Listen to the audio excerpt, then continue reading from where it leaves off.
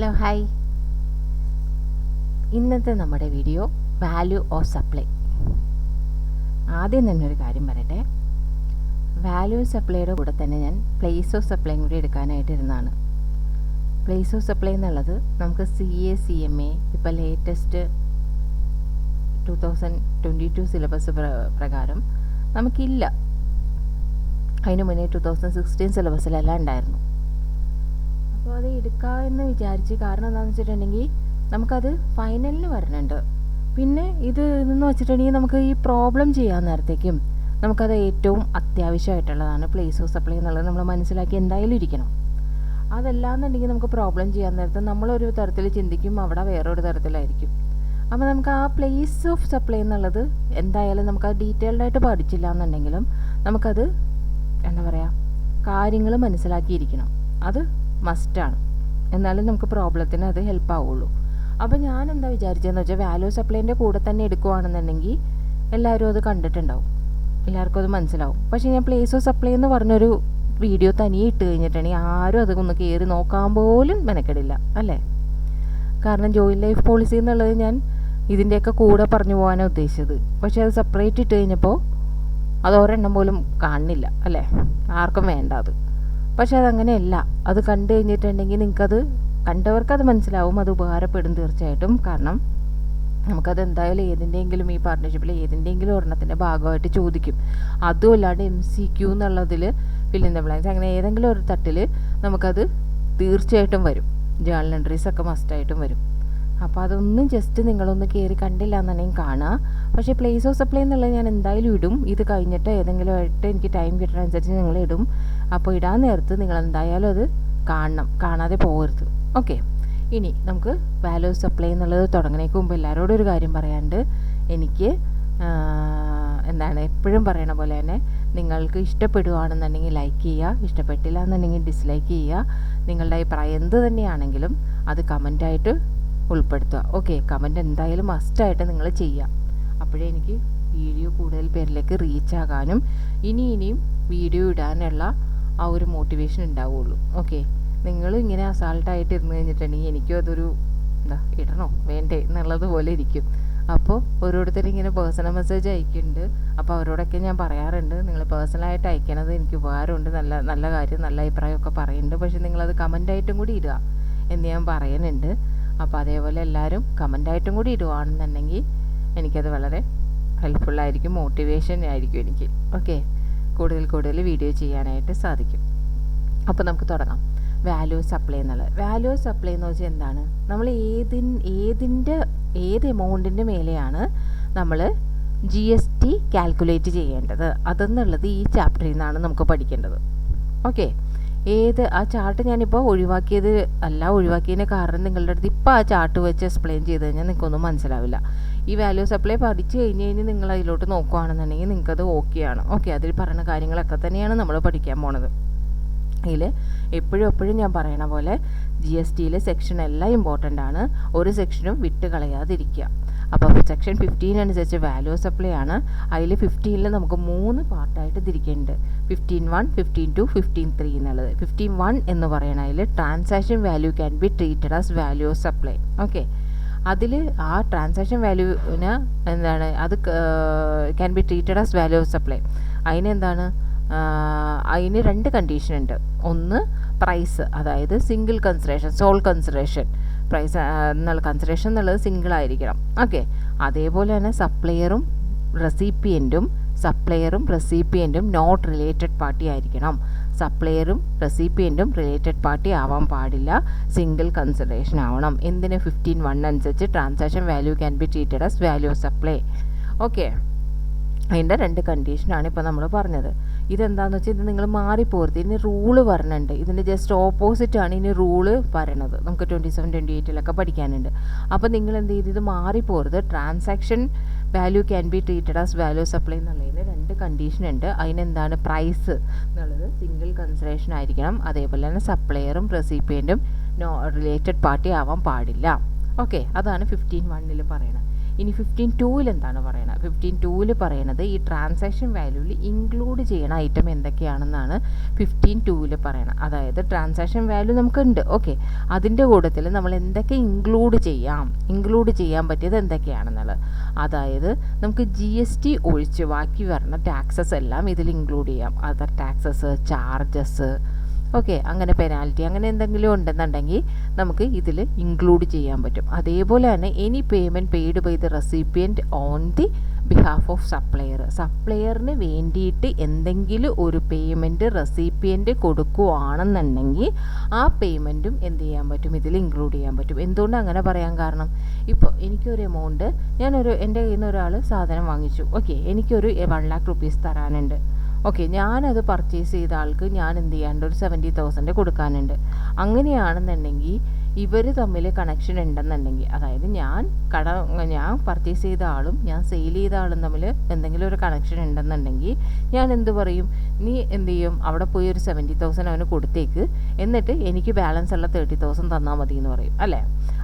അങ്ങനെ കണക്ഷൻ ഉണ്ടെങ്കിലും ഇല്ലെങ്കിലും അങ്ങനെ പറഞ്ഞു കഴിഞ്ഞാൽ എൻ്റെ അക്കൗണ്ടിലേക്ക് പറഞ്ഞാൽ എന്താണ്, 30,000 ആണ്. അപ്പോൾ എനിക്ക് ക്യാഷായിട്ട് കിട്ടിയത് എത്രയാണ്, 30,000 ആണ്. അന്ന് പറഞ്ഞ് ഞാൻ 30,000 മാത്രമാണോ കാണിക്കണേ? അല്ല, എൻ്റെ ഫുൾ വാല്യൂ എത്രയാണ്, 1 lakh ആണ്, അല്ലേ? ആ 70,000 എന്നുള്ളത് എന്താണ്, ഞാൻ അവൻ്റെ കയ്യിൽ നിന്ന് 1 lakh വാങ്ങിച്ചിട്ട് അത് ഞാൻ പോയി കടം വീട്ടിയതിന് തുല്യമാണ് റെസിപ്പിയൻ്റ് കൊടുക്കണത്, ഡയറക്റ്റായിട്ട് അവന് കൊടുക്കണത്, അല്ലേ? നമ്മൾ ഞാൻ കൊടുക്കാനുള്ള പൈസ ഞാൻ കൊടുക്കണതിന് തുല്യം തന്നെയാണ് എന്ത്, റെസിപ്പിയൻ്റ് ഡയറക്റ്റായിട്ട് കൊടുക്കണതും. അതല്ലാണ്ട് എൻ്റെ കയ്യിൽ 30,000 അല്ലേ വന്നോളൂ, അതിനോട് 30,000 മാത്രം ഇൻക്ലൂഡ് ചെയ്താൽ മതിയോ എന്ന് പറയണത് തെറ്റായിട്ടുള്ള ഒരു കൺസെപ്റ്റാണ്. ഓക്കെ, നിങ്ങൾക്കതിപ്പോൾ പറയുമ്പോൾ സിമ്പിളായിട്ട് തോന്നും, പക്ഷേ നിങ്ങൾക്ക് ഇത് കേൾക്കാതെ നിങ്ങൾ ഏതെങ്കിലും ഒരു പ്രോബ്ലം ചെയ്യാനിരിക്കുമ്പോൾ 30,000 അല്ലേ വന്നോളൂ, അപ്പോൾ 30,000 അല്ലേ ഇൻക്ലൂഡ് ചെയ്യേണ്ടത്, എന്തിന് 1 lakh ഇൻക്ലൂഡ് ചെയ്യണമെന്നുള്ള ഒരു ക്വസ്റ്റ്യൻ നിങ്ങൾക്ക് വരും. ഓക്കെ, അതുകൊണ്ടാണ് പറഞ്ഞത്. അപ്പോൾ എന്താണ് അത്, പിന്നെ അത് കഴിഞ്ഞിട്ട് എന്താണ് ഇൻസിഡൻ്റൽ എക്സ്പെൻസ് എന്തൊക്കെയാണെന്നുള്ളത് ഞാൻ താഴെ പറഞ്ഞുതരാം. ഓക്കെ, ഇൻസിഡൻ്റ് എക്സ്പെൻസ് ഉണ്ട്, പിന്നെ എന്താണ് അഡീഷണൽ കൺസിഡറേഷൻസ് പറഞ്ഞിട്ടുണ്ട്. അഡീഷണൽ കൺസിഡറേഷൻ എന്തെങ്കിലും ഉണ്ടെങ്കിൽ അത്, പിന്നെ സബ്സിഡീസ് ഡയറക്ട്ലി ലിങ്ക്ഡ് ടു പ്രൈസുമായിട്ട് ഡയറക്റ്റായിട്ട് ലിങ്ക് ചെയ്തിരിക്കുന്ന സബ്സിഡീസ് ആണെന്നുണ്ടെങ്കിൽ അത് ഇൻക്ലൂഡ് ചെയ്യാം. അത് പക്ഷേ സെൻട്രൽ ഗവൺമെൻറ്റിൻ്റെന്നോ സ്റ്റേറ്റ് ഗവൺമെൻറ്റിൻ്റെന്നോ കിട്ടിയിരിക്കുന്ന സബ്സിഡി ആവാൻ പാടില്ല. വേറെ ആരുടെയെങ്കിലും കയ്യിൽ നിന്ന് കിട്ടിയിരിക്കുന്ന സബ്സിഡി ഉണ്ടെന്നുണ്ടെങ്കിൽ അത് ഡയറക്ട്ലി ലിങ്ക്ഡ് ടു പ്രൈസുമായിട്ട് ഡയറക്റ്റായിട്ട് ലിങ്ക് ചെയ്തിരിക്കുകയാണെന്നുണ്ടെങ്കിൽ ആ സബ്സിഡി നമുക്ക് എന്ത് ചെയ്യും, ഇവിടെ ഇൻക്ലൂഡ് ചെയ്യാവുന്നതാണ്. സെൻട്രൽ ഗവൺമെൻറ് സ്റ്റേറ്റ് ഗവൺമെൻറ്റുമായിട്ട് പാടില്ല. കാരണം എന്താണെന്ന് വെച്ചിട്ടുണ്ടെങ്കിൽ നമുക്ക് ക്വസ്റ്റ്യൻ ചോദിക്കാൻ നേരത്തെ ട്രിക്കി ആയിട്ടേ ചോദിക്കുകയുള്ളൂ. അവരെന്ത് ചെയ്യും, സെൻട്രൽ ഗവൺമെൻറ് സ്റ്റേറ്റ് ഗവൺമെൻറ് അല്ലാതെ വേറെ ഏതെങ്കിലും ഒരു പാർട്ടിയുടെ കയ്യിൽ നിന്ന് സബ്സിഡി റിസീവ് ചെയ്തെന്ന് പറയും.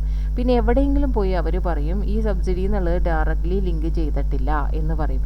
നമ്മൾ അത് ശ്രദ്ധിക്കില്ല. നമ്മൾ എന്ത് ശ്രദ്ധിക്കുള്ളൂ, നമ്മൾ സെൻട്രൽ ഗവൺമെൻറ് സ്റ്റേറ്റ് ഗവൺമെൻറ്റും അല്ലല്ലോ, അപ്പോൾ നമുക്ക് എന്തായാലും ഇൻക്ലൂഡ് ചെയ്യാം എന്ന് പറഞ്ഞു വരും. അപ്പോൾ നിങ്ങൾ സബ്സിഡി എന്ന് പറഞ്ഞ് പഠിക്കുമ്പോൾ എപ്പോഴും എന്താണ്, subsidies directly linked to price എന്നുള്ളത് കറക്റ്റായിട്ട് അതേപോലെ തന്നെ പഠിക്കാം. ഓക്കെ, ഇനി എന്താണ് TCS ഇവിടെ ഇൻക്ലൂഡ് ചെയ്യില്ല. അപ്പോൾ ഇൻക്ലൂഡ് ചെയ്യണ ഐറ്റം എന്തൊക്കെയാണ്, other taxes, charges, any penalty, interest അങ്ങനെയൊക്കെ വരും കേട്ടോ. ഇനി അത് ഞാൻ ഡീറ്റെയിൽ ആയിട്ട് താഴേക്ക് പറയാം. അപ്പോൾ നിങ്ങൾക്ക് ഓർത്തിരിക്കേണ്ട ഇത്രയാണ്, അതർ ടാക്സസ്, ചാർജസ്, GST അല്ലാത്ത എല്ലാം. Any payment paid by the recipient on the behalf of supplier, അത് ഇമ്പോർട്ടൻ്റ് ആണ്. Any payment paid by the recipient on the behalf of supplier. നിങ്ങൾക്ക് അതിൻ്റെ റീസൺ മനസ്സിലായില്ലേ, സപ്ലയറിന് വേണ്ടിയിട്ട് റെസിപ്പിയൻ്റ് എങ്ങനെയാണ് പേ ചെയ്യണമെന്നുള്ളത് മനസ്സിലായില്ലേ? ഇനി ഇൻസിഡൻ്റൽ എക്സ്പെൻസ് അത് ഏതൊക്കെയെന്ന് പറഞ്ഞുതരാം. അഡീഷണൽ കൺസിഡറേഷൻ എന്തെങ്കിലും കൊടുത്താൽ subsidy directly linked to the price other than central and state government, TCS ഇതിൽ ഇൻക്ലൂഡ് ചെയ്യില്ല. പിന്നെ 15(3)ൽ എന്താ പറയുന്നത്, ട്രാൻസാക്ഷൻ വാല്യൂ എക്സ്ക്ലൂഡ് ചെയ്യണം. അതായത് എക്സ്ക്ലൂഡ് ചെയ്യണ ഐറ്റംസ് ഉണ്ട്. 15(3)ലാണ് എക്സ്ക്ലൂഡ് ചെയ്യണ ഐറ്റംസ് പറയുന്നത്. അതിൽ മെയിനായിട്ട് ഒന്നേ ഉള്ളൂ, ഡിസ്കൗണ്ട് നമ്മളിവിടെ എക്സ്ക്ലൂഡ് ചെയ്യുകയാണ് ചെയ്യണത്. ഡിസ്കൗണ്ടിന് തന്നെ 2 തരത്തിൽ ചിത്തിരിക്കേണ്ടത്, ഒന്ന് ബിഫോർ എന്നും ഒന്ന് ആഫ്റ്റർ എന്നും. Before or at the time of supply എന്നും ആഫ്റ്റർ എന്നുള്ളത് വിധത്തിൽ 2ആയിട്ട് തിരിക്കേണ്ടത്. Before or at the time of supply ആണെന്നുണ്ടെങ്കിൽ ഇൻവോയ്സിൽ അത് പറഞ്ഞിരിക്കണം. എന്ത്, നമ്മളിവിടെ ഇത്ര ഡിസ്കൗണ്ട് കൊടുക്കേണ്ടതെന്ന് ഇൻവോയ്സിൽ അത് പറഞ്ഞിരിക്കണം. ഇനി ആഫ്റ്റർ ആണെന്നുണ്ടെങ്കിലോ നമ്മൾ അതിൽ എന്ത് ചെയ്യണം, ഒരു എഗ്രിമെൻ്റ് ഉണ്ടാവും, അല്ലെങ്കിൽ ഒരു കോൺട്രാക്റ്റ് ഉണ്ടാവും. അവർ തമ്മിൽ ഒരു കോൺട്രാക്റ്റ് ഉണ്ടാവും, അല്ലേ? ഇന്ന സമയത്ത് പിന്നെ ഇതിൽ ചെയ്തേക്കാം എന്നുള്ള സപ്ലൈ ചെയ്തേക്കാം എന്നുള്ളതുണ്ടാവും. ആ കോൺട്രാക്റ്റിൻ്റെ ടൈമിൽ അല്ലെങ്കിൽ എഗ്രിമെൻറ്റിൻ്റെ ടൈമിൽ അത് പറഞ്ഞിട്ടുണ്ടായിരിക്കണം. പിന്നെ എന്താണ്, അത് ഡയറക്റ്റ്ലി ലിങ്ക്ഡ് ടു ആ സ്പെസിഫിക് ഇൻവോയ്സുമായിട്ട് എന്ത് ചെയ്യണം, ലിങ്ക് ചെയ്തിട്ടുണ്ടായിരിക്കണം. ITC റിവേഴ്സ് ചെയ്തിട്ടുണ്ടായിരിക്കണം. ഇൻപുട്ട് ടാക്സ് ക്രെഡിറ്റ് റിവേഴ്സ് ചെയ്തിട്ടുണ്ടായിരിക്കണം. ഇത്രയും കണ്ടീഷനാണ് ആഫ്റ്ററിൽ നോക്കേണ്ടത്. ബിഫോറിൽ എന്താണ് ഇൻവോയ്സിൽ പറഞ്ഞിട്ടുണ്ട്, ആഫ്റ്ററിൽ എന്താണ് എഗ്രിമെൻ്റ് അല്ലെങ്കിൽ കണ്ടീഷന് പറഞ്ഞിട്ടുണ്ടായിരിക്കണം. ലിങ്ക് ടു ആ സ്പെസിഫിക് ഇൻവോയ്സ് ആയിട്ട് ലിങ്ക് ചെയ്തിട്ടുണ്ട്, ITC റിവേഴ്സ് ചെയ്തിട്ടുണ്ടായിരിക്കണം. ഓക്കെ, അത് അങ്ങനെയാണെങ്കിലാണ് ഡിസ്കൗണ്ട് എന്നുള്ളത് ആഫ്റ്ററാണോ ബിഫോറാണോ നോക്കിയിട്ട് എക്സ്ക്ലൂഡ് ചെയ്യണത്. അപ്പോൾ എന്താണ് 15 എന്ന് പറഞ്ഞിട്ടാണ് ഈ വാല്യൂ സപ്ലൈ ആണ്. 15 മൂന്നായിട്ട് തിരിക്കേണ്ടത്, 15(1), 15(2), 15(3). 15(1) എന്ന് പറഞ്ഞാൽ transaction value can be treated as value supply, 15(2) include, 15(3) exclude. Okay, ഇനി നമുക്കതിൽ എന്താണ് നമ്മുടെ മെറ്റീരിയൽ തന്നിരിക്കുന്നത് നമുക്കൊന്ന് ഓടിച്ച് നോക്കാം. 15(1) എന്ന് പറയണത് അതിൽ പറഞ്ഞിരിക്കുന്നത് തന്നെയുള്ളൂ, വേറെ പോയിൻ്റ് ഒന്നുമില്ല. ഇനി റിലേറ്റഡ് പേഴ്സൺ എന്നുള്ളതിനെക്കുറിച്ച് നമ്മൾ പറയേണ്ട എന്താണ്, സപ്ലയറും റെസിപ്പിയൻറ്റും റിലേറ്റഡ് പേഴ്സൺ ആവാൻ പാടില്ല എന്ന് നമ്മൾ പഠിച്ചു അല്ലേ.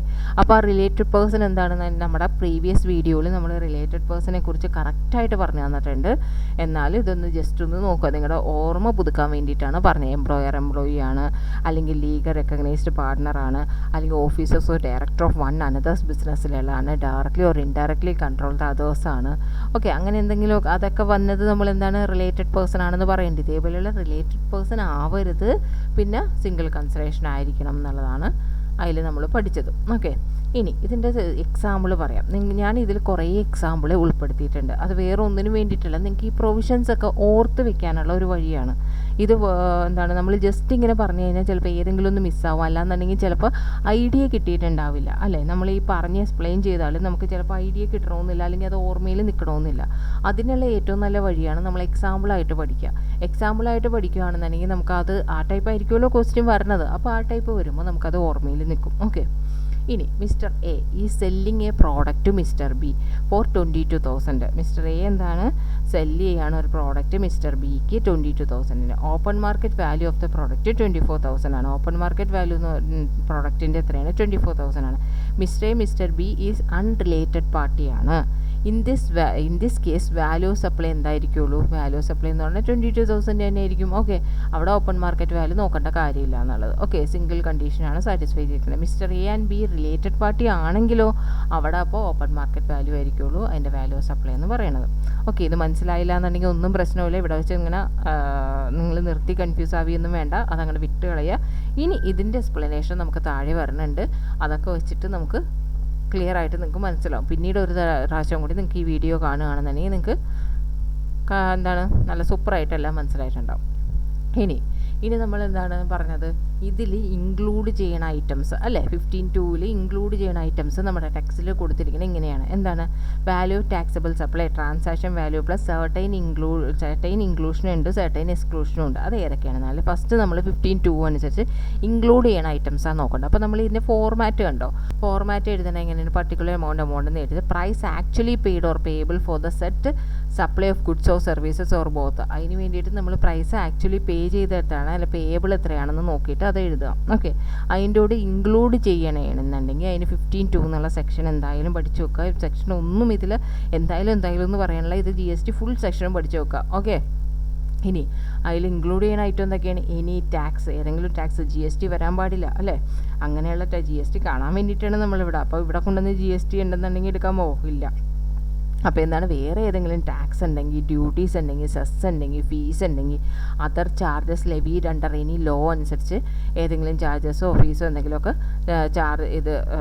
ചുമത്തുന്നുണ്ടെങ്കിൽ, if charge separately by the supplier. Okay, അതിൽ TCS ഇൻക്ലൂഡ് ചെയ്യാൻ പാടില്ല, GST എക്സ്ക്ലൂഡ് ചെയ്തിരിക്കണം. ഓക്കെ, പിന്നെ അടുത്ത പോയിന്റ് എന്താണ് പറഞ്ഞിരിക്കുന്നത് നോക്കി, നമ്മൾ അവിടെ പറഞ്ഞില്ലേ റെസിപ്പിയൻ്റ് സപ്ലയർക്ക് വേണ്ടി ഏതെങ്കിലും ഒരു എമൗണ്ട് പേ ചെയ്യുവാണെങ്കിൽ അതാണ് പറഞ്ഞിരിക്കുന്ന പോയിന്റ്. ഓക്കെ, ഇനി തേർഡ് എന്താണ്, ഇൻസിഡൻ്റൽ എക്സ്പെൻസ് എന്ന് പറയുന്നത്. ഇൻസിഡൻ്റൽ എക്സ്പെൻസിൽ എന്തൊക്കെ പറ്റുമെന്ന് നോക്കി, packing charges, freight, insurance, commission, any amount charged for anything done.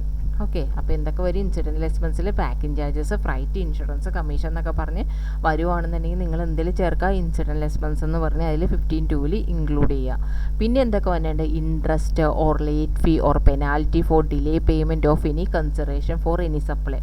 Okay, ഏതെങ്കിലും ഒരു സപ്ലൈ നടത്തിയിട്ട് അതിന് കൺസിഡറേഷൻ കൊടുക്കാനായിട്ട് എന്തെങ്കിലും ഒരു പേയ്മെൻറ്റ് ഡിലേ ആയിട്ടുണ്ടെങ്കിൽ അതിന് വരുന്ന പെനാലിറ്റി, ലേറ്റ് ഫീ, ഇൻട്രസ്റ്റ് അല്ലേ ചിലവർ പറയും. അതിലെന്താണ് നമ്മൾ സാധനം വാങ്ങുമ്പോൾ തന്നെ പറയും നമുക്ക് ക്രെഡിറ്റ് വരും, ക്രെഡിറ്റ് ചെയ്ത് എന്നിട്ട് പറയും 1 മന്ത് 2 മന്ത് എന്നൊക്കെ പറയും. എന്നിട്ട് പറയും അതിൽ നിന്ന് എത്ര ഡിലേ ആവണോ അതിന് ഇത്രയും രൂപ നിങ്ങൾ തന്നിരിക്കണം എന്ന് പറയും. അല്ലാന്ന് എന്നുണ്ടെങ്കിൽ എന്ത് പറയും, പേഴ്സൻറ്റേജ് ആയിട്ട് പറയും.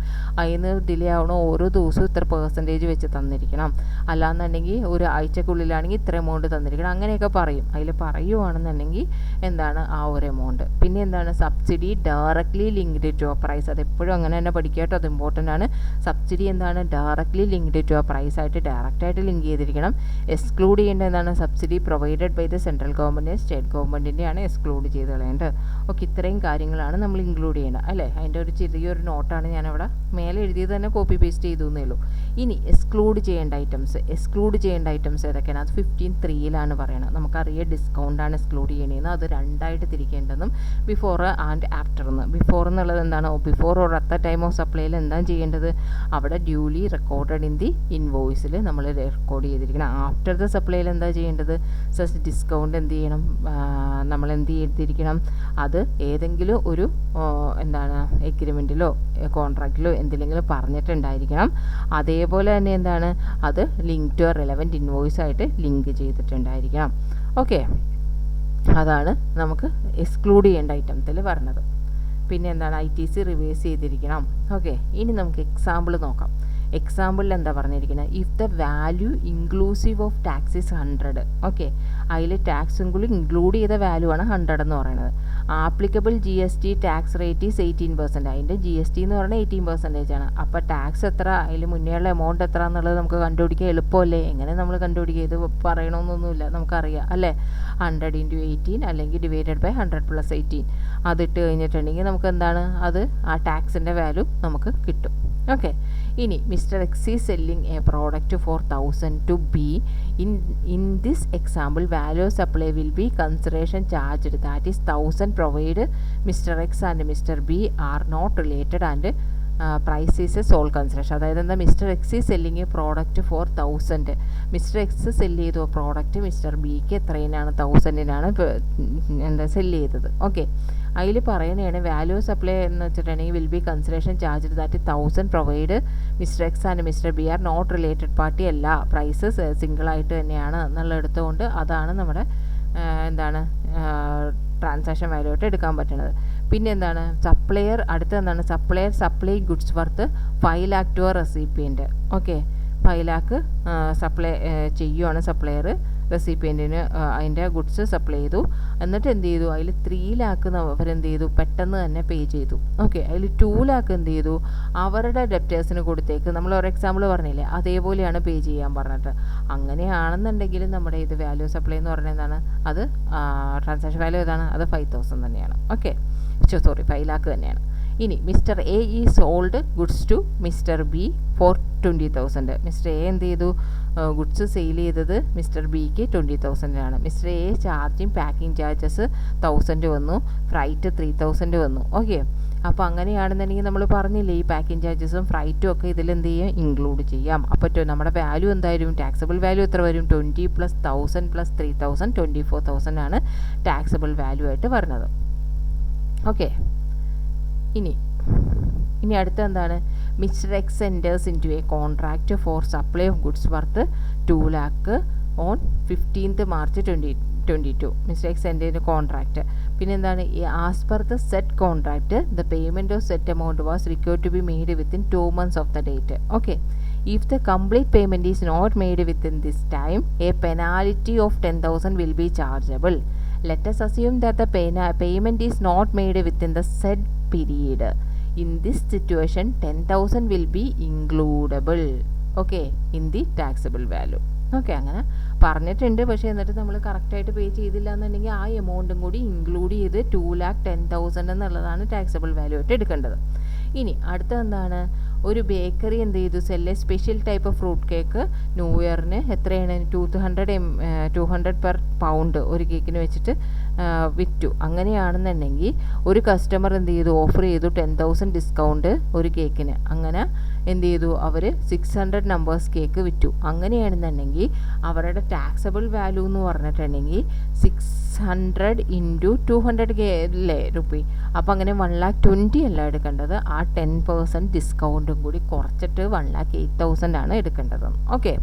പിന്നെ Ram sold goods to mister Lakshman 2,50,000. As per contract of sale mister Ram is required to deliver the goods in premises of mister Lakshman. Mister Ram hires transportation for delivery of goods. However the freight paid mister Lakshman transport ഫ്രൈറ്റും കൂടി അതിൽ include ചെയ്ത് നമ്മൾ എത്രയാക്കണം, 2,50,000 plus 2,52,500 കൂടി ചെയ്ത് 2,52,500 ആണ് നമ്മുടെ taxable value ആയിട്ട് എടുക്കേണ്ടത്. Okay. RG Private Limited provide the following particulars.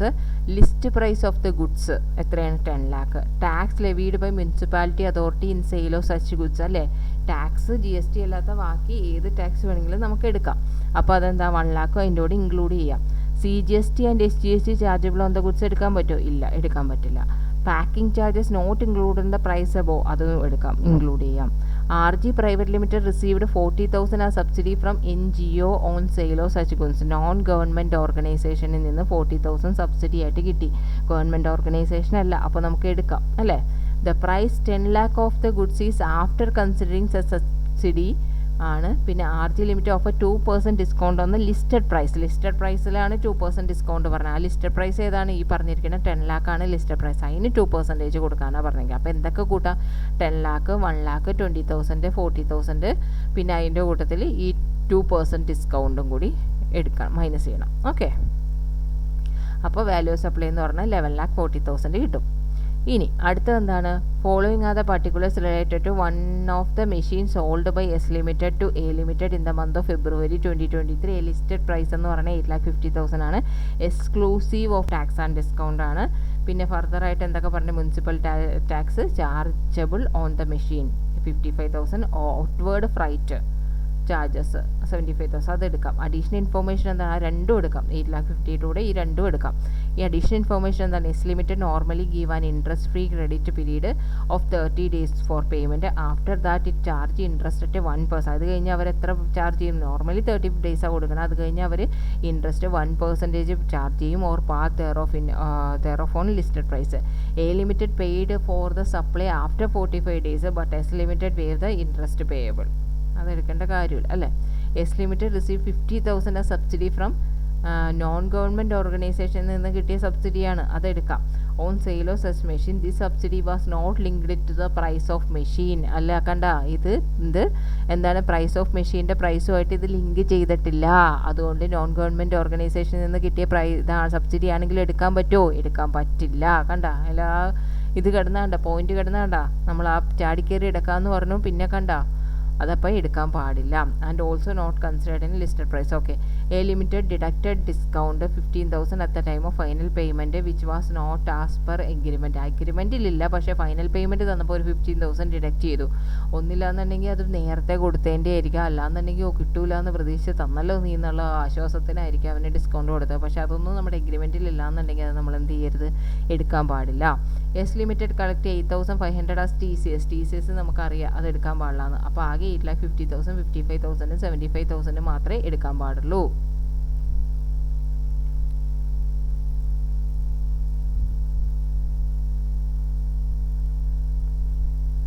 ഇനി അടുത്തത്, yes Sonam, a registered supplier in Mumbai, has provided the following details in respect of her supplies made intra-state for the month of March 2023. Listed price of goods 3,30,000, packing expense 10,800, discount 1% on list price of goods was provided, recorded in the invoice of goods. അപ്പോൾ 3,30,000 1% ആണ് അല്ലേ.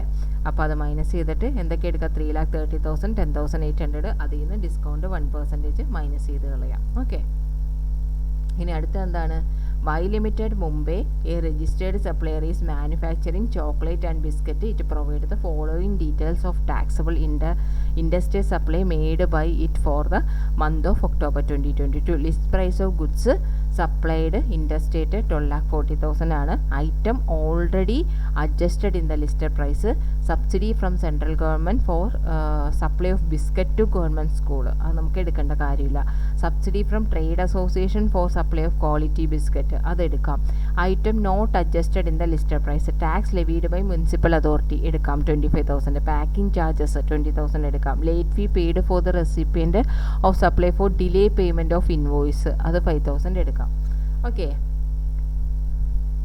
അപ്പോൾ എത്ര വരും? 12,40,000 കൂടെ 50,000 എടുത്തിട്ടുണ്ട്.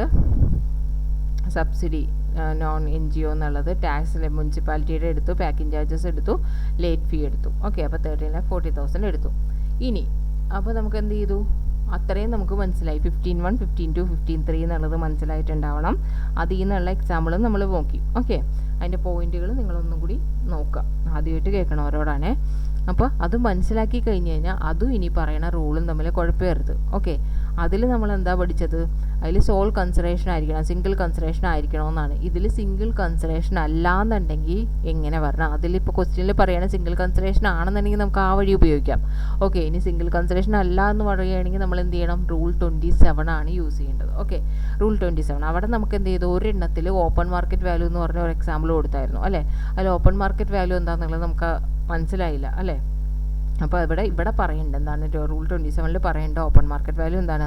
Open market value of supply of goods or services or both means the full value in money. Full value in മണിയാണ്. അത് എക്സ്ക്ലൂഡ് ചെയ്യേണ്ടത് എന്തൊക്കെയാണ്? Integrated taxes, central taxes, sales tax, union territory tax, അങ്ങനെയുള്ള സെസ്സൊക്കെ എന്ത് ചെയ്യണം? എക്സ്ക്ലൂഡ് ചെയ്തിട്ടുള്ള full value of മണീനെയാണ് ഓപ്പൺ മാർക്കറ്റ് വാല്യൂ എന്ന് പറയുന്നത്. ഓക്കെ, അപ്പോൾ നമ്മൾ എന്താണ്? സിംഗിൾ കൺസിഡറേഷൻ അല്ല എന്നുണ്ടെങ്കിൽ റൂൾ 27 വരണം. ആ 27 വന്നിട്ട് നമ്മൾ എന്ത് ചെയ്യണം? ഫസ്റ്റ് സ്റ്റെപ്പ്, അതിലൊരു 4 സ്റ്റെപ്പ് ഉണ്ട്. ഞാൻ ആ ഒരു പാരഗ്രാഫോ അല്ലെങ്കിൽ ആ ഒരു ഇതിന് പകരം നമുക്കിത് നോക്കാം. നമുക്ക് ആ പോയിന്റ് മാത്രം മതി. ഇത്രയും നീട്ടി വലിച്ചൊന്നും നമുക്ക് നോക്കേണ്ട കാര്യമില്ല. ഓപ്പൺ മാർക്കറ്റ് എന്താണെന്നുള്ളത് നമ്മൾ നോക്കി അല്ലേ? ഫുൾ വാല്യൂ ആണെന്നുള്ളത്, ഇതൊക്കെ എക്സ്ക്ലൂഡ് ചെയ്യാന്നുള്ളത്. അപ്പോൾ open market value of supply ആണ് നമ്മൾ ആദ്യം നോക്കേണ്ടത്. Open market value of supply available ആണോ എന്ന് ഫസ്റ്റ് നോക്കുക. ഫസ്റ്റ് സ്റ്റെപ്പ് അതാണ്. അങ്ങനെ അവൈലബിൾ ആണെന്നുണ്ടെങ്കിൽ അതാണ് ടാക്സബിൾ വാല്യൂ ആയിട്ട് എടുക്കേണ്ടത്. ഇനി open market value of supply available അല്ല എന്ന് പറയുവാണെന്നുണ്ടെങ്കിൽ നമ്മൾ എന്താ ചെയ്യേണ്ടതെന്ന് വെച്ചിട്ടുണ്ടെങ്കിൽ ഇപ്പോൾ നമ്മൾക്ക് എന്താ സിംഗിൾ കൺസിഡറേഷൻ അല്ല എന്നാണ് പറയുന്നത്. സിംഗിൾ കൺസിഡറേഷൻ അല്ല മീൻസ് എന്തായിരിക്കുള്ളൂ? ഒരു വേ ഉള്ളത് എന്താണ്? നമ്മളിപ്പോൾ എന്താണ് ഏതെങ്കിലും ഇപ്പോൾ എല്ലാത്തിനും എക്സ്ചേഞ്ച് ഓഫർ ഉള്ള കാലമാണ് അല്ലേ? മൊബൈലാണെങ്കിലും ലാപ്ടോപ്പ് ആണെങ്കിലും ഫ്രിഡ്ജ്, AC എന്ത് സംഭവമാണെന്നുണ്ടെങ്കിൽ നമ്മൾ എന്ത് ചെയ്യും? നമ്മുടെ കയ്യിലുള്ള പഴയത് കൊടുത്തു കഴിഞ്ഞിട്ട് പുതിയത് വാങ്ങിക്കും അല്ലേ? അങ്ങനെ പഴയതിൻ്റെ വാല്യൂ എന്താണ്, എത്രയാണെന്നുള്ളത് നമുക്കിപ്പോൾ എക്സാമ്പിളായിട്ട് പറയുകയാണെന്നുണ്ടെങ്കിൽ എനിക്കിപ്പോൾ ഒരു ലാപ്ടോപ്പ് വാങ്ങണം. ഞാൻ കണ്ടുവച്ചിരിക്കുന്ന ലാപ്ടോപ്പിന് 1 lakh rupees. അപ്പോൾ എൻ്റെ കയ്യിലിരിക്കുന്ന പഴയ ലാപ്ടോപ്പ് ഞാൻ കൊടുത്തിട്ടുണ്ടെങ്കിൽ അതിന് അവർ പറഞ്ഞു 30,000 rupees എനിക്ക് തരാമെന്ന് പറഞ്ഞു അല്ലേ? അപ്പോൾ ബാലൻസ് ഞാൻ എത്ര കൊടുത്താൽ മതി? 70,000 rupees ഞാൻ അവിടെ കൊടുത്താൽ മതി അല്ലേ? അപ്പോൾ എൻ്റെ വാല്യൂ എന്ന് പറയുന്നത് 70,000 ആണോ? അല്ല, 70 + 30 ആണ് അല്ലേ? 1 lakh ആണ് എൻ്റെ വാല്യൂ. അപ്പോൾ അങ്ങനെ നമുക്കത് അറിയാൻ പറ്റുവാണെന്നുണ്ടെങ്കിൽ, രണ്ടിൻ്റെയും ഇത് നമുക്ക് അറിയാൻ പറ്റുവാണ്, ഓൾഡിൻ്റെയും പുതിയതിൻ്റെയൊക്കെ അറിയാൻ പറ്റുവാണെന്നുണ്ടെങ്കിൽ നമുക്കതെടുക്കാം. അപ്പോൾ ഓപ്പൺ മാർക്കറ്റ് വാല്യൂ ഇല്ലയെന്നുണ്ടെങ്കിൽ സ്റ്റെപ്പ് 2 വരിക. ഇങ്ങനെയുള്ള സംഭവം എടുക്കാം. ഏതാണെന്നുള്ള ഇങ്ങനെ, അതായത് സിംഗിൾ കൺസിഡറേഷൻ അല്ല എന്നുണ്ടെങ്കിൽ നമ്മളിങ്ങനെ എക്സ്ചേഞ്ച് ചെയ്തിട്ടായിരിക്കും. അങ്ങനെയാണെങ്കിൽ രണ്ടിൻ്റെയും വാല്യൂ നമുക്ക് അറിയാമെന്നുണ്ടെങ്കിൽ ആ ഒരു സംഭവം എടുക്കാം സ്റ്റെപ്പ് 2. ഇനിയിപ്പോൾ സ്റ്റെപ്പ് 2 നമുക്ക് കിട്ടണില്ല. സ്റ്റെപ്പ് 2 നമുക്ക് കറക്റ്റായിട്ട് ആയിട്ടില്ല, കറക്റ്റ് വാല്യൂ അറിയില്ല. അങ്ങനെയാണെങ്കിൽ നമ്മൾ എന്ത് ചെയ്യണം? സ്റ്റെപ്പ് 3 വരണം. സ്റ്റെപ്പ് 3 എന്താണ്? ലൈക്ക് ആൻഡ് ക്വാളിറ്റി എന്ന് പറയുന്നത്. അതായത് എന്താണ്? ഇതേപോലെയുള്ള പ്രോഡക്റ്റ് മാർക്കറ്റിലുണ്ടാവും അല്ലേ? ഇതേപോലെയുള്ള സെയിം ഫീച്ചേഴ്സൊക്കെയുള്ള പ്രോഡക്റ്റ് നമുക്കുണ്ടാവും. ഇപ്പോൾ നമ്മൾ എക്സാമ്പിൾ പറയുകയാണെന്നുണ്ടെങ്കിൽ, ഇപ്പോൾ നമ്മളൊരു മൊബൈൽ വാങ്ങിക്കാൻ പോവുകയാണെന്നുണ്ടെങ്കിൽ തന്നെ നമ്മൾ എന്താ ചെയ്യുക? ഒരു മൊബൈൽ ആ ഒരു പ്രൈസ്, ഇത്രയാണോ നമ്മളുടെ പ്രൈസ്, നമ്മൾ എത്രയാണോ ബഡ്ജറ്റ് ഇട്ടിരിക്കുന്നത്, 25,000 ആണെങ്കിൽ ആ 25,000 വേണ്ട മൊബൈൽ ഏതാണ് നല്ലതെന്ന് പറഞ്ഞ് നമ്മൾ അടിക്കും അല്ലേ? അടിച്ച് നോക്കിക്കഴിഞ്ഞ് കഴിഞ്ഞിട്ടുണ്ടെങ്കിൽ അത് നിറയെ വരണം കാണാം. അതിൻ്റെ ഫീച്ചേഴ്സ് എല്ലാ കാര്യങ്ങളും നമ്മൾ നോക്കിക്കഴിഞ്ഞിട്ട് ഒരേപോലെയുള്ള ഇതായിരിക്കുള്ളൂ മിക്കതും എല്ലാത്തിനും. പിന്നെ അതിൽ നമുക്ക് എന്താണ് സ്പെസിഫിക്കേഷൻ എല്ലാം നോക്കിക്കഴിയുമ്പോൾ നമുക്ക് ഏതെങ്കിലും ഒന്ന് ബെറ്ററായിട്ട് തോന്നും അല്ലേ? റേറ്റ്, റിവ്യൂസ്, അതിൻ്റെയൊക്കെ അടിസ്ഥാനത്തിൽ നമ്മൾക്ക് ഏതെങ്കിലും ഒന്ന് ബെറ്ററായിട്ട് തോന്നും. അപ്പോൾ നമ്മൾ എന്ത് ചെയ്യും? അതായിരിക്കും എടുക്കണം. അപ്പോൾ എന്താണ് നമ്മൾ ചെയ്തത്? നമ്മൾ ചെയ്തത് ഒരേപോലെയുള്ള പ്രോഡക്റ്റുകൾ നമ്മൾ നോക്കിയതാണ് ചെയ്തത് അല്ലേ. അപ്പോൾ നമുക്ക് ഓപ്പൺ മാർക്കറ്റ് വാല്യൂ ഇല്ല, നമുക്കിപ്പോൾ സെക്കൻഡ് ഹാൻഡ് അങ്ങനെയുള്ളത് മാറ്റിയിട്ട് അതിൻ്റെ ഇതും കറക്റ്റായിട്ട് കിട്ടിയില്ല എന്നുണ്ടെങ്കിൽ സ്റ്റെപ്പ് 3യിൽ പോയിട്ട് ഒരേപോലത്തെ ക്വാളിറ്റി മാർക്കറ്റിൽ ലൈക്ക് ഫീച്ചേഴ്സുള്ള എല്ലാം മാർക്കറ്റിൽ അവൈലബിൾ ആണോ എന്ന് നോക്കുക. അവൈലബിൾ ആണെന്നുണ്ടെങ്കിൽ അത് എടുക്കുക. അതാണ് സ്റ്റെപ്പ് 3യിൽ പറയണത്. അപ്പോൾ സ്റ്റെപ്പ് 1 സ്റ്റെപ്പ് 2 സ്റ്റെപ്പ് 1 പറ്റിയില്ല എന്നുണ്ടെങ്കിൽ സ്റ്റെപ്പ് 2 എടുക്കുക, സ്റ്റെപ്പ് 1 സ്റ്റെപ്പ് 2 പറ്റിയില്ല എന്നുണ്ടെങ്കിൽ സ്റ്റെപ്പ് 3 എടുക്കുക, സ്റ്റെപ്പ് 3യും പറ്റിയില്ല എന്നുണ്ടെങ്കിൽ സ്റ്റെപ്പ് 4ലോട്ട് പോകണം. സ്റ്റെപ്പ് 4ൽ എന്താ പറയുന്നത്, റൂൾ 30 ആൻഡ് 31 നിങ്ങൾ എന്താണ് ബേസ് ആക്ക്. റൂൾ 30 അല്ലെങ്കിൽ 31 അനുസരിച്ച് നിങ്ങൾ പോകുന്നതാണ് പറയുന്നത് അല്ലേ. റൂൾ 30 31 എന്താണ് അത് നമുക്ക് പഠിക്കാം. ഓക്കെ, അപ്പോൾ നമുക്ക് എന്താണ് ഒരു സിംഗിൾ കൺസിഡറേഷൻ അല്ല എന്ന് പറയാം. സിംഗിൾ കൺസിഡറേഷൻ ആണെങ്കിൽ നമ്മൾ ഫസ്റ്റ് പഠിച്ചതും അല്ലേ. സിംഗിൾ കൺസിഡറേഷൻ അല്ല എന്ന് പറയുവാണെങ്കിൽ റൂൾ ഇതിലോട്ട് വരണം. ഇതിലാണെന്നുണ്ടെങ്കിൽ 4 സ്റ്റെപ്പ് ഉണ്ട്. ആ 4 സ്റ്റെപ്പിൽ ഫസ്റ്റ് വണ്ണാണ് open value market value, second സ്റ്റെപ്പാണ് സെക്കൻഡ് ഹാൻഡ് ഇത് ട്രാൻസ്ഫർ എന്താണ് എക്സ്ചേഞ്ച് ചെയ്തിട്ടുള്ളത്. തേർഡ് സ്റ്റെപ്പാണ് ലൈക്ക് ആൻഡ് ക്വാളിറ്റി, ഒരേപോലത്തെ പ്രോഡക്റ്റ് നോക്കണം. അതും പറ്റിയില്ല എന്നുണ്ടെങ്കിൽ ഫോർത്ത് സ്റ്റെപ്പാണ് റൂൾ 30 ആൻഡ് 31 അനുസരിച്ച് നോക്കുക എന്നുള്ളത്. ഓക്കെ, ഇനി നമുക്കൊരു എക്സാമ്പിൾ നോക്കാം. എന്താണ്, mister A sold a bike for 34,000 with exchange of old bike അല്ലേ. ഇനിയിപ്പോൾ എന്ത് ചെയ്തു, open market value of new ബൈക്കിൻ്റെ അത് അവൈലബിൾ അല്ല എന്ന് പറഞ്ഞു. അപ്പോൾ ഫസ്റ്റ് സ്റ്റെപ്പ് തന്നെ അവൈലബിൾ അല്ല. Old bike can be sold in the market for 20,000. Old bike നമുക്ക് മാർക്കറ്റിൽ വിറ്റത് 20,000 ആണ്. അങ്ങനെയാണെങ്കിൽ determine the value of supply determine ചെയ്യാൻ പറഞ്ഞിട്ടുണ്ടെങ്കിൽ അതെങ്ങനെ ചെയ്യുള്ളൂ, 34,000 പ്ലസ് 20,000 എടുത്തിട്ട് 54,000 ആണ് അതിൻ്റെ വാല്യൂ സപ്ലൈ ആയിട്ട് എടുക്കേണ്ടത്. ഓക്കെ, ഇനി റൂൾ 30 31 നമ്മളെടുത്ത് നോക്കാൻ പറഞ്ഞില്ലേ. റൂൾ 30 എന്താ പറയണത്, value supply of goods or services or both based on cost. കോസ്റ്റിൻ്റെ ബേസിലാണ് വാല്യൂ സപ്ലൈ ഓഫ് ഗുഡ്സ് ആണെങ്കിലും സർവീസ് ആണെങ്കിലും അല്ല രണ്ടും കൂടി ആണെന്നുണ്ടെങ്കിലും കോസ്റ്റിൻ്റെ ബേസിലാണ് എടുക്കേണ്ടതെന്നുള്ളത്. എന്താണ് കോസ്റ്റിൻ്റെ ബേസിൽ എടുക്കണമെന്ന് ഉദ്ദേശിച്ചത്, കോസ്റ്റ് പ്ലസ് 10% ആണ് എടുക്കണേന്നുള്ളത്. അത് നമുക്കൊരു എക്സാമ്പിളിലൂടെ മനസ്സിലാക്കാം. അതായത് A sold a bike for 34,000 with exchange of old bike. Open market value എന്താണ്, അല്ലെങ്കിൽ ഓൾഡ് ബൈക്കിൻ്റെ value open market value available അല്ല. Product of same like and kind quality is also not available. അപ്പോൾ എന്താണ്, ഫസ്റ്റ് സെക്കൻഡ് തേർഡ് ഒന്നും കിട്ടിയില്ല എന്നുണ്ടെങ്കിലാണ് നമ്മൾ fourth സ്റ്റെപ്പായ 30ലേക്ക് rule 30 നോക്കാനായിട്ട് വരുന്നത് അല്ലേ. റൂൾ 30 നോക്കാൻ വരുമ്പോൾ അതിൽ പറയണത് കോസ്റ്റ് പ്ലസ് 10%. അപ്പോൾ ഇത് ഫസ്റ്റും സെക്കൻഡും തേർഡും ഒന്നും അവൈലബിൾ അല്ല. അങ്ങനെയാണെങ്കിൽ കോസ്റ്റ് പ്ലസ് 10% എന്ന് പറയണം. അപ്പോൾ കോസ്റ്റ് പ്ലസ് എന്ന് പറഞ്ഞാൽ എന്താ, cost of purchase of bike is ₹47,000. Okay, അത് ബൈക്ക് പർച്ചേസ് ചെയ്യുന്ന കോസ്റ്റ് എത്ര, 47,000 ആണ്. അങ്ങനെയാണെന്നുണ്ടെങ്കിൽ അതിൻ്റെ 10% എടുക്കാം. 47ൻ്റെ 10% എന്ന് പറഞ്ഞാൽ 4,700 ആണ്. അപ്പോൾ 47,000 പ്ലസ് 4,700 51,700. അതാണ് കോസ്റ്റ് പ്ലസ് 10% എന്ന് പറയുന്നത്. 110% എന്നുള്ളതാണ് അർത്ഥം. ഓക്കെ, അപ്പോൾ 51,700 ആണ് അതിൻ്റെ വാല്യൂ സപ്ലൈ എന്ന് പറയുന്നത്. ഇനി 30 അല്ലെങ്കിൽ 31 അല്ലേ നോക്കാൻ പറഞ്ഞത്. 31 എന്താണ്, റൂൾ 31 എന്താണ് പറയുന്നത്, റെസിജ്വൽ മെത്തേഡ് എന്നാണ് പറയുന്നത്. റെസിജ്വൽ മെത്തേഡ് എന്ന് പറഞ്ഞിട്ടുണ്ടെങ്കിൽ ഇപ്പോൾ നമ്മൾ സ്റ്റെപ്പ് 1 സ്റ്റെപ്പ് 2 സ്റ്റെപ്പ് 3 ഒക്കെ പരാജയപ്പെട്ട് റൂൾ 30 പരാജയപ്പെട്ടപ്പോഴാണ് നമുക്ക് എന്തിലോട്ട് വരേണ്ടത്, റൂൾ 31 അനുസരിച്ച് അതിൻ്റെ വാല്യൂ സപ്ലൈ കണ്ടുപിടിക്കേണ്ടത് അല്ലേ. അപ്പോൾ ആ റൂൾ 31ൽ എന്താ പറയണതെന്ന് വെച്ചാൽ നമ്മൾ അതിന് വേണ്ടിയിട്ടുള്ള ഓഫീസേഴ്സിനെ കാണുക. ഓക്കെ, അതിന് വേണ്ടിയിട്ടുള്ള ഓഫീസർ ഉണ്ടാവും, GST ഓഫീസർ അങ്ങനെയുള്ള ഓഫീസർ ഉണ്ടാവും. എന്നിട്ട് അവരോട് പോയി പറയുക, എനിക്ക് സ്റ്റെപ്പ് ഇതിൻ്റെ വാല്യൂ ഒന്ന് കണ്ടുപിടിച്ച് തരണം വാല്യൂ സപ്ലൈ. കാരണം ഞാൻ ഈ സ്റ്റെപ്പ് 1 സ്റ്റെപ്പ് 2 സ്റ്റെപ്പ് 3ൽ ഒക്കെ പരാജയപ്പെട്ടു. 30യും റൂൾ 30യും ഞാൻ തോറ്റുപോയി. ഇനി എനിക്ക് റൂൾ 31 അനുസരിച്ച് എന്താണ് ഓഫീസറെ മാത്രമേ എനിക്ക് രക്ഷയുള്ളൂ. നിങ്ങൾ തന്നെ എനിക്ക് എന്ത് ചെയ്ത് തരണം, ഇതിൻ്റെ വാല്യൂ സപ്ലൈ കണ്ടുപിടിച്ച് തരണമെന്ന് പറയാം. അങ്ങനെ അവർ എല്ലാം അനലൈസ് ചെയ്തിട്ട് അവർ പറയണ വാല്യൂ ആയിരിക്കണം പിന്നെ ഒരു രക്ഷയില്ല എന്നുണ്ടെങ്കിൽ നമ്മൾ ഇടണ വാല്യൂ. ഓക്കെ, ഇനി അടുത്തത് റൂൾ 28. റൂൾ 28ൽ പറയുന്നതാണ് നമ്മൾ എന്ത് പറഞ്ഞു, related distinct and related person ആവരുതെന്നാണ് ആദ്യം പഠിച്ചത് അല്ലേ. അപ്പോൾ റിലേറ്റഡ് ആൻഡ് ഡിസ്റ്റിങ്ക്റ്റ് പേഴ്സൺ ആണെങ്കിൽ എന്തിലോട്ട് വരണം, റൂൾ 28ലോട്ട് വരണം. റിലേറ്റഡ് ആൻഡ് ഡിസ്റ്റിങ്ക്റ്റ് പേഴ്സൺ ആണെങ്കിൽ നമ്മൾ എന്തിലോട്ട് വരണം, റൂൾ 28ലോട്ട് വരണം. പക്ഷേ അത് ഏജൻ്റ് ആവാൻ പാടില്ല. റിലേറ്റഡ് ആൻഡ് ഡിസ്റ്റിങ്ക്റ്റ് പേഴ്സൺ ആയിരിക്കണം, പക്ഷേ എന്താണ് ഏജൻ്റ് ആവാൻ പാടില്ല. ഇത് value of goods or services ബോത്തിലും ഇത് ആപ്ലിക്കബിൾ ആണ്. ഓക്കെ, ഇതിലെന്താ പറയണതെന്ന് വെച്ചാൽ ഇതിൽ സെയിം തന്നെയാണ് പറയണത്. ഇതിൽ ഓപ്പൺ മാർക്കറ്റ് വാല്യൂ ഫസ്റ്റ് നോക്കുക. ഓപ്പൺ മാർക്കറ്റ് വാല്യൂ ഇല്ലാന്നുണ്ടെങ്കിൽ തേർഡ് സ്റ്റെപ്പ് നമ്മൾ ഇതിന് മുന്നേ പഠിച്ചില്ല, അതിൽ തേർഡ് സ്റ്റെപ്പ് എടുക്കണം, സെക്കൻഡ് സ്റ്റെപ്പ് അല്ല. സെക്കൻഡ് സ്റ്റെപ്പ് ഇവിടെ ഇല്ല, തേർഡ് സ്റ്റെപ്പ് എടുക്കുക. എന്നാൽ കൈൻഡ് ആൻഡ് ക്വാളിറ്റി മാർക്കറ്റിൽ ഒരേപോലെയുള്ള ഒരു ഇതിൻ്റെ എന്താണ് ക്വാളിറ്റി അനുസരിച്ച് എന്തനുസരിച്ച് ഒരേപോലെയുള്ള പ്രോഡക്റ്റ് ഇല്ലേ അതനുസരിച്ച് നോക്കുക. ഓപ്പൺ മാർക്കറ്റ് വാല്യൂ ഇല്ല എന്നുണ്ടെങ്കിൽ കൈൻഡ് ആൻഡ് ക്വാളിറ്റി നോക്കുക. അതും സെറ്റ് ആയില്ല എന്നുണ്ടെങ്കിൽ നമ്മൾ എന്ത് ചെയ്യുക, റൂൾ 30 and 31 അനുസരിച്ച് പോവാം. 30 എന്താ 31 എന്താണെന്ന് മനസ്സിലായില്ലേ? ഓക്കെ. അപ്പോൾ ഈ റൂൾ അനുസരിച്ച് നമ്മൾ 3 കാര്യം നോക്കാണ്ട് അതിൻ്റെ മുന്നത്തെ റൂൾ അനുസരിച്ച് 4 കാര്യം ഉണ്ടായിരുന്നു. ഓക്കെ. ഇനി ഇതിൽ ഓപ്ഷണലായിട്ടുള്ള ഒരു മാർഗ്ഗമുണ്ട്. ഓപ്ഷണലായിട്ടുള്ള മാർഗ്ഗം എന്താണെന്ന് വെച്ചിട്ടുണ്ടെങ്കിൽ നമുക്ക് 90% എടുക്കാം എന്നുള്ളതാണ്. 90% എടുക്കണത് എങ്ങനെയാണെന്നുള്ളത് നമുക്ക് പറയാം. അതല്ലാണ്ട് recipient is eligible for full ITC, declare value to be valued of supply applicable for goods and സർവീസസിന്. ഓക്കെ. റെസിപ്പിയൻ്റ് എന്താണ്? ഈസ് എലിജിബിൾ ഫോർ ഫുൾ ITCക്ക് എലിജിബിൾ ആയിരിക്കണം. അപ്പോൾ ഇതിൽ എന്തൊക്കെയാണ് നമ്മൾ പറഞ്ഞത്? ഓപ്ഷൻ എന്താണെന്ന് വെച്ചിട്ടുണ്ടെങ്കിൽ an amount ഈക്വലൻ to 90% of the price. ഓപ്ഷനാണത്. അപ്പോൾ നമുക്ക് ഇതിൽ നോക്കേണ്ട റൂൾ അനുസരിച്ച് ഇതിൽ നോക്കേണ്ട 3 ഇതുണ്ട്. ഫസ്റ്റ് ഓപ്പൺ മാർക്കറ്റ് വാല്യൂ ഉണ്ടോ, പിന്നെ ലൈക്ക് ആൻഡ് ക്വാളിറ്റി, പിന്നെ സെക്ഷൻ 30 and 31 ആണ് നോക്കേണ്ടത്. അതിൽ കഴിഞ്ഞ് ഓപ്ഷൻ ഉണ്ട്. ഇതാണ് ആൻ എമൗണ്ട് ഈക്വലൻ ടു 90% എന്നുള്ളത്. ആൻ എമൗണ്ട് ഈക്വലൻ ടു 90% എന്നുള്ളത്. അതായത് വാല്യൂ സപ്ലൈ ചെയ്ത ഗുഡ്സ് ടു റെസിപ്പിയൻ്റ് 1 lakh കൊടുത്തു. ഓക്കെ.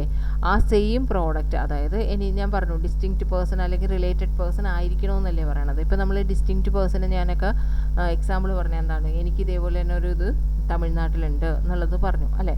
അതേപോലെ ഞാൻ എന്ത് ചെയ്യുവാണ്, ഇവിടെ ഒരു പ്രോഡക്റ്റ് ഉണ്ട്. ഓക്കെ. ഇവിടെ ഒരു പ്രോഡക്റ്റ് ഉണ്ട്. എനിക്കത് ഇവിടെ ഞാൻ സെയിൽ ചെയ്യണത് ഇവിടെ 1 lakhനാണ്.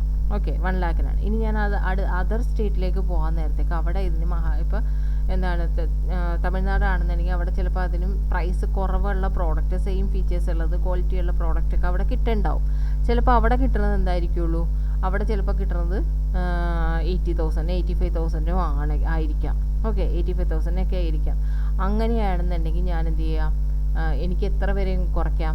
എനിക്കത് 75 കൊടുക്കാൻ പറ്റുമോ? ഇല്ല, കൊടുക്കാൻ പറ്റില്ല. കാരണം എന്തുകൊണ്ടാണ്, ഞാൻ ഇവിടെ അത് സെയിൽ ചെയ്യണത് 1 lakhനാണ്.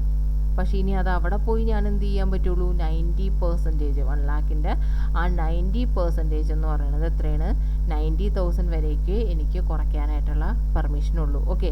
അവർ 95,000-നാണ് അവിടെ സെയിൽ ചെയ്തിരുന്നുണ്ടെങ്കിൽ ഓക്കെ, എനിക്ക് 90,000 വരേക്കും കുറച്ച് എനിക്ക് അവിടെ മാർക്കറ്റ് പിടിക്കാൻ പറ്റും. പക്ഷേ അവർ 85-നും 80-ക്കും ആണെന്നുണ്ടെങ്കിൽ ഞാൻ അതിലും കുറയ്ക്കാനായിട്ട് എനിക്ക് നിർവാഹമില്ല. ഞാൻ 90% അതായത് 90,000 വരേക്ക് എനിക്കത് കുറയ്ക്കാൻ പാടുള്ളൂ. അതാണ് ഇപ്പോൾ എന്താണ് ഓപ്ഷനായിട്ട് പറഞ്ഞത്, an amount ഈക്വലൻ to 90% of the price എന്ന് പറയുന്നത്. Okay.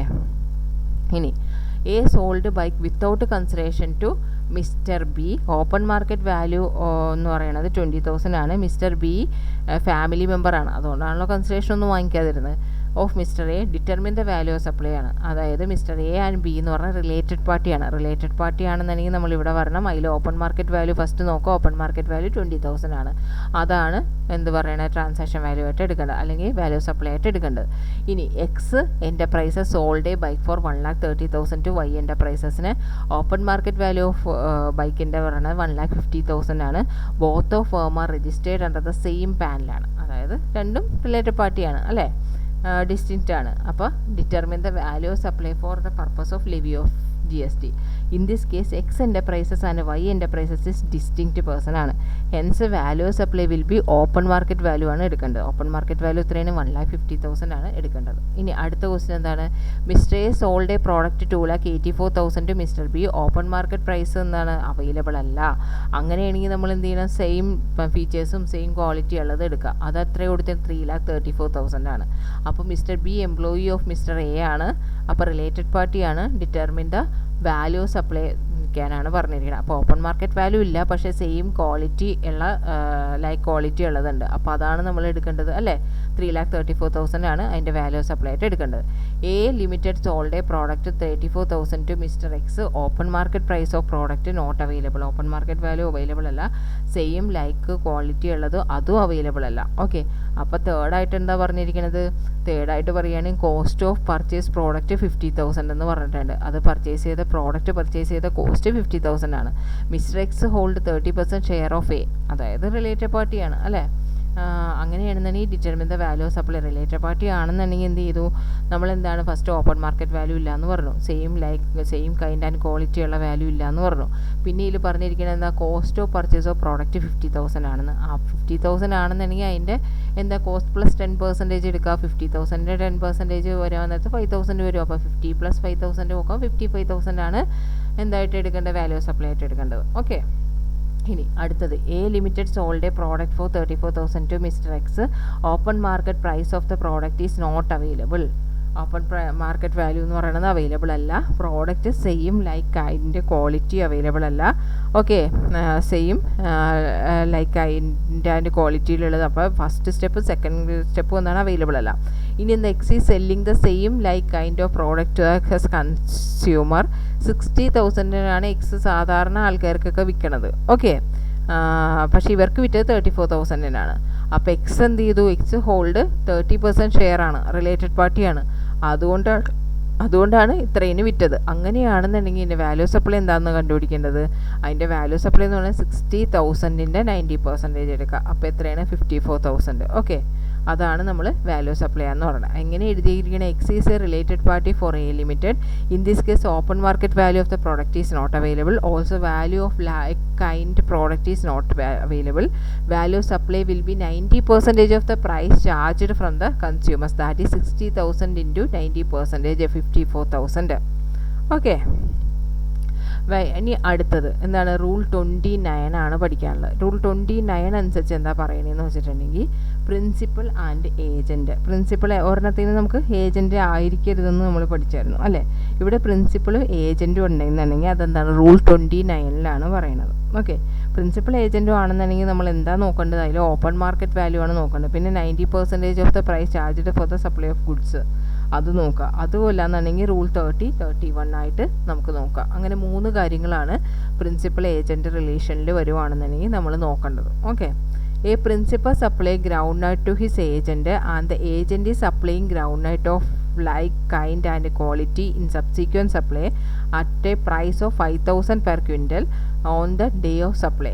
Another independent supplier is supplying groundnut of like kind and quality to a state agent, price 4,550 per quintal. The value of supply made by the principal shall be 4,550 per quintal. Where he exercises the option, the value shall be 90% of 5,000 എടുക്കുക. എത്രയാണ്, 4,500. ഇനി നിങ്ങൾ just ഒന്ന് നോക്കിയാൽ 27, 28 rule, 29 rule ഞാനത് എടുത്തുവെന്നേ ഉള്ളൂ. അത് just നിങ്ങളൊന്ന് വായിച്ച് നോക്കിയാൽ മതി. ഓക്കെ, അപ്പം പറഞ്ഞ കാര്യങ്ങളൊക്കെ തന്നെയുള്ളൂ, ജസ്റ്റ് നിങ്ങളൊന്ന് വായിച്ച് നോക്കുക. നിങ്ങൾക്ക് ആർക്കെങ്കിലും എന്താണ് പ്രൊഫഷൻ ഓർത്ത് വയ്ക്കാൻ ബുദ്ധിമുട്ടുണ്ടെന്നുണ്ടെങ്കിൽ എക്സസൈസ് തിരിച്ചു ഒന്ന് ചെയ്ത് നോക്കിയിട്ടുണ്ടെങ്കിൽ നിങ്ങൾക്ക് കിട്ടും കേട്ടോ. ടാക്സ് അത്ര ടഫൊന്നുമല്ല. GST പഠിക്കാനായിട്ട് സിമ്പിളാണ്. നമ്മൾ കാര്യങ്ങൾ മനസ്സിലാക്കി പഠിക്കണമെന്നേ ഉള്ളൂ. മനസ്സിലാക്കി പഠിച്ചു കഴിഞ്ഞാൽ നമുക്കിത് ബൈഹാർട്ടൊന്നും പഠിക്കേണ്ട കാര്യമില്ല. നമുക്ക് ആ പോയിന്റ് മനസ്സിലാക്കി ഇരുന്നാൽ മതി. ഓക്കെ, അത്രയും നമ്മൾ ചെയ്യേണ്ടതുള്ളൂ. ഇനി deemed value of supply of ലോട്ടറിയുടെ എങ്ങനെയാണെന്നുള്ളത്. ലോട്ടറിയുടെ GST എന്ന് പറഞ്ഞാൽ 28% ആണ്. അത് ഏതിലാണ് പറഞ്ഞത്, 31A2 അതിൻ്റെ റൂള് പറഞ്ഞത്. ഓക്കെ, ലോട്ടറിയുടെ GST എന്ന് പറയുന്നത് 28% ആണ്. ഓക്കെ, അതിൽ നമുക്ക് എങ്ങനെയാണെന്ന് വെച്ചിട്ടുണ്ടെങ്കിൽ അതിൽ ഫേസ് വാല്യൂ ഉണ്ടായിരിക്കും, അല്ലെങ്കിൽ വേറെ ഏതെങ്കിലും ഒരു ഒഫീഷ്യൽ ഗസറ്റ് എന്ന് പറഞ്ഞ ഏതെങ്കിലും ഒരു പ്രൈസ് തരും. ആ തന്നിരിക്കുന്നതിൽ ഏതാണ് ഹയർ നോക്കുക. എന്നിട്ട് ഹയർ നോക്കിയിട്ടാണ് നമ്മൾ അതിൻ്റെ വാല്യൂ ഡിറ്റർമിൻ ചെയ്യണത്. ഓക്കെ, ഇപ്പോൾ നമുക്കിത് എക്സാമ്പിൾ നോക്കാം. എക്സാമ്പിൾ നോക്കുകയാണെങ്കിൽ ഫേസ് വാല്യൂ പെർ ടിക്കറ്റ് 1000 ആണ്. Price as notified by official gazette 600 ആണ്. കമ്പ്യൂട്ട് വാല്യൂ ഓഫ് സപ്ലൈ എന്നാണ് പറഞ്ഞിരിക്കുന്നത്. അങ്ങനെയാണെങ്കിൽ ഇതിൽ ഹയർ ഏതാണ്, 1000 ആണ്. ആ 1000-ൻ്റെയാണ് നമ്മൾ എടുക്കേണ്ടത്. 1000-ൻ്റെ എടുക്കാൻ നേരത്ത് നമ്മൾ എങ്ങനെ എടുക്കണം, 1000 × 100 ഡിവൈഡഡ് ബൈ 128 എന്ന് എടുക്കണം. അപ്പോഴല്ലേ ആ ടാക്സ് ഇല്ലാത്ത വാല്യൂ അല്ലേ. നമുക്ക് ഈ ലോട്ടറി എന്നൊക്കെ പറയണത് എന്താണ്, ടാക്സും കൂടി ഇൻക്ലൂഡ് ചെയ്ത വാല്യൂ ആയിരിക്കും നമ്മൾ ലോട്ടറി എന്ന് പറയണത് അല്ലേ. നമ്മൾ കഴിഞ്ഞ ഇതിൽ നമ്മൾ പറഞ്ഞായിരുന്നു, ലോട്ടറി അടിച്ച് കഴിയാൻ നേരത്ത് നമ്മൾ 1 കോടി എന്നൊക്കെ പറയണത് അതിൽ നിന്ന് TDSഉം ടാക്സും എല്ലാം മൈനസ് ചെയ്യും. പക്ഷെ നമുക്ക് ആ ഒരു സംഭവം ആണോന്ന് പറയുമ്പോൾ ആ ടോട്ടൽ എമൗണ്ടേ പറയുള്ളൂ. അതിൽ ഇൻക്ലൂഡഡ് ആണ് ഈ ടാക്സും എല്ലാ സംഭവങ്ങളും. അപ്പോൾ എന്താണ്, ഈ ലോട്ടറിയുടെ കേസിൽ എപ്പോഴും നമ്മൾ അങ്ങനെയും മൈൻഡിൽ വെക്കാവൂ. ഓക്കെ, അപ്പോൾ നമുക്ക് ടാക്സ് പോയിട്ടുള്ള ഫിഗർ എത്രയെന്ന് അറിയാനായിട്ട് ഇതിൻ്റെ GST എന്ന് പറയുന്നത് 28% ആണ്. അപ്പോൾ GST പോകെ എത്ര ഫിഗറാണ്, അപ്പോൾ ഏതാണ് നമുക്ക് GST പോകെ കിട്ടണതെന്ന് അറിയാനായിട്ട് നമ്മൾ എന്താ ചെയ്യേണ്ടത്? ഇപ്പോൾ ഇതിൽ ഹയർ 1000 ആണെന്ന് പറഞ്ഞു അല്ലേ, അപ്പോൾ 1000 × 100 ഡിവൈഡഡ് ബൈ 128 എടുക്കാം. അപ്പോൾ എത്ര കിട്ടുന്നു? എത്ര കിട്ടും ഇവിടെ? 781 കിട്ടും. അപ്പോൾ ആ 781 ആണ് നമുക്ക് വാല്യൂ സപ്ലൈ ആയിട്ട് എടുക്കേണ്ടത്. ഇവരിവിടെ എന്താ ചെയ്തിരിക്കണേന്ന് വെച്ചിട്ടുണ്ടെങ്കിൽ 1000ഉം 600ഉം ഇല്ലേ, ആ 1600ഉം കണ്ടിട്ട് അതിൽ ഹയർ നോക്കിയിട്ടുണ്ട്. അതിൻ്റെ ആവശ്യമില്ലല്ലോ, നമുക്ക് ഇതിൽ തന്നെ 1000 ആണ് ഹയർ എന്ന് അറിയാം. അപ്പോൾ അതിൻ്റെ മാത്രം നമ്മൾ കണ്ടുപിടിച്ചാൽ മതി. പിന്നെ രണ്ടാമത്തെ ഒരു ക്വസ്റ്റ്യൻ അവിടെ പറഞ്ഞിട്ടുണ്ട്, 600ന് പകരം 1050 ആയിരുന്നെങ്കിൽ എന്തായിരുന്നേനെ? 1000 ആണോ 1050 ആണോ ഹയർ ആയിട്ട് പറഞ്ഞത്? 1050 ആണ്. അപ്പോൾ 1050യുടെ എത്രയാണെന്നുള്ളത് നോക്കിയാൽ മതി. എത്രയാണ്? 1050 × 100 ഡിവൈഡഡ് ബൈ 128 എത്ര വരും? 820 വരും. ഓക്കെ, അതാണ് വാല്യൂ സപ്ലൈ ആയിട്ട് പറയേണ്ടത്. ഇനി അടുത്തത് എന്താണ്? അടുത്തതെന്ന് പറഞ്ഞിട്ടുണ്ടെങ്കിൽ ഇതേപോലെ തന്നെ സെയിം സംഭവം തന്നെ. എന്താണ്? Winning bet, gambling, horse race അങ്ങനെയൊക്കെ വരാനകത്ത് 31A3 അനുസരിച്ചാണ് അതിന് 100% എന്താണ് ഫേസ് വാല്യൂൻ്റെ എടുക്കേണ്ടി വരും. ഓക്കെ, ഇനി 32 റൂൾ 32 പറഞ്ഞാൽ എന്താണ്? 32ൽ നമുക്കിങ്ങനെ കുറേ ഇത് പഠിക്കാനുണ്ട്. അതിൽ നമുക്ക് 32(1) എന്ന് പറഞ്ഞാൽ പ്രത്യേകിച്ചൊന്നുമില്ല. നിങ്ങൾക്ക് 1 എന്താണെന്ന് അറിഞ്ഞിരിക്കണമെന്ന് വിചാരിച്ച് ഞാനത് കോപ്പി പേസ്റ്റ് ചെയ്തു എന്നേ ഉള്ളൂ. 32 എന്താ പറയുന്നത്? Value supply of service in relation to purchase or sale of foreign currency including the money changing. Okay,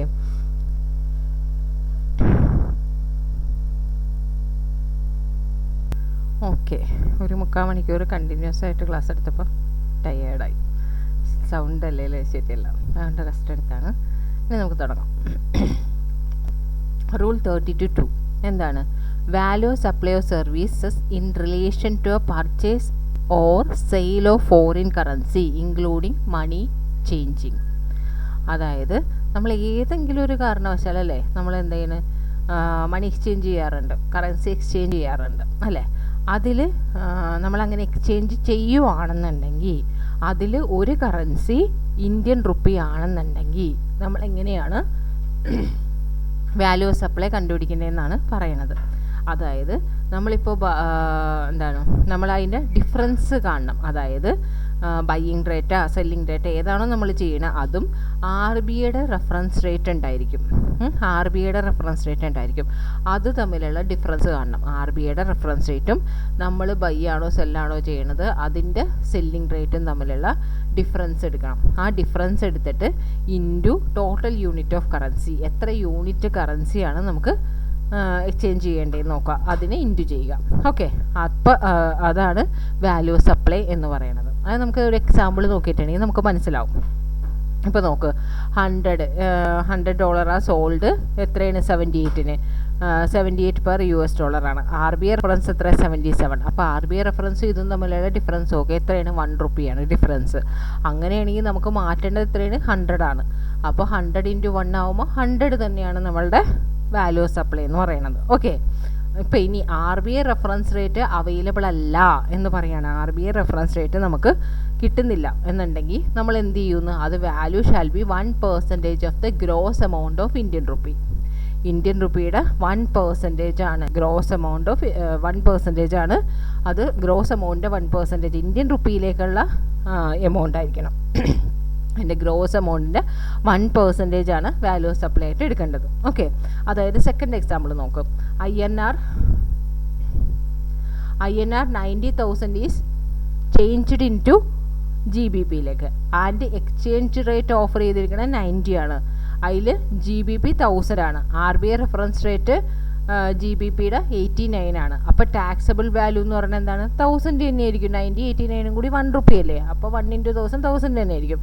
RBI reference rate ഇല്ല എന്ന് വിചാരിക്കുക. അങ്ങനെയാണെങ്കിൽ എന്ത് ചെയ്യുക? ആ 90,000ൻ്റെ 1% എടുക്കുക. എത്രയാണ്? 900 ആണ് അല്ലേ? ഓക്കെ, അതാണ് വാല്യൂ സപ്ലൈ എന്ന് പറയുന്നത്. അതെ, ഏത് കേസിലാണ് ഇങ്ങനെ നോക്കേണ്ടത്? അതിൽ നമ്മൾ എക്സ്ചേഞ്ച് ചെയ്യണതിൽ ഏതെങ്കിലും ഒരു കറൻസി ഇന്ത്യൻ റുപ്പി ആണെന്നുണ്ടെങ്കിൽ. ഓക്കെ, ഇനി എന്താണ് വാല്യൂ സപ്ലൈ? പിന്നെ കാണുന്നത് എന്താണെന്ന് വെച്ചിട്ടുണ്ടെങ്കിൽ ഇനി ഓപ്ഷൻ 2 ഉണ്ട്.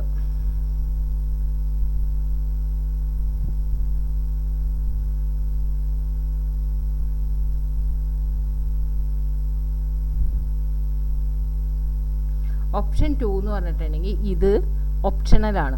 അതായത് ഇത് ഒരിക്കൽ അഡോപ്റ്റ് ചെയ്തിട്ടുണ്ടെങ്കിൽ ആ ഫിനാൻഷ്യൽ ഇയറിൽ നമുക്ക് പിന്നെ ചേഞ്ച് ചെയ്യാനേ പറ്റില്ല. ഇത് തന്നെ അഡോപ്റ്റ് ചെയ്യേണ്ടിയായിട്ട് വരും. ഓക്കെ, ഇതിനെന്താണ് സ്ലാബ് മെത്തേഡ് എന്നാണ് പറയണത്. അതായത് ഇതിൻ്റെ വാല്യൂ സപ്ലൈ കാണാനുള്ളത് എമൗണ്ട് എക്സ്ചേഞ്ച് ചെയ്യണ വാല്യൂ 1 lakh rupees വരെയാണെന്നുണ്ടെങ്കിൽ, okay, gross amount of currency exchanged up to 1 lakh വരേക്കാണെന്നുണ്ടെങ്കിൽ 1% ഓഫ് ഗ്രോസ് എമൗണ്ട്, ആ 1 lakhൻ്റെ എത്രയാണോ ആ എമൗണ്ട് അതിൻ്റെ 1% കണ്ടുപിടിച്ചാൽ മതി. ഓർ 250, മിനിമം 250 ആണ്. ഓക്കെ, ഇപ്പോൾ 200 ആണ് നമ്മൾ 1% എടുത്തപ്പോൾ വന്നതെങ്കിലും നമ്മൾ 200 അല്ല എടുക്കേണ്ടത്, എത്രയാണ് 250 ആണ് എടുക്കുന്നത്. കാരണം minimum 250 or 1% of gross amount which ever is higher എന്നാണ് എടുക്കേണ്ടത്. ഓക്കെ, ഇനി ആ 1 lakh എന്നുള്ളത് 1 lakhനേക്കാൾ കൂടുതലാണ്, പക്ഷേ 10 lakhനേക്കാൾ കുറവാണെന്നുണ്ടെങ്കിൽ നമ്മൾ എന്തെടുക്കും? 1 lakh വരേക്ക് നമുക്കറിയാം എത്ര വരും, 1000 വരും എന്നറിയാം. അതിൻ്റെ കൂട്ടത്തിൽ plus 0.5% of gross amount, 1 lakh കഴിഞ്ഞിട്ടുള്ള എമൗണ്ട് ഇല്ലേ, അതിന് 0.5% ഓഫ് ഗ്രോസ് എമൗണ്ട് എടുക്കാം.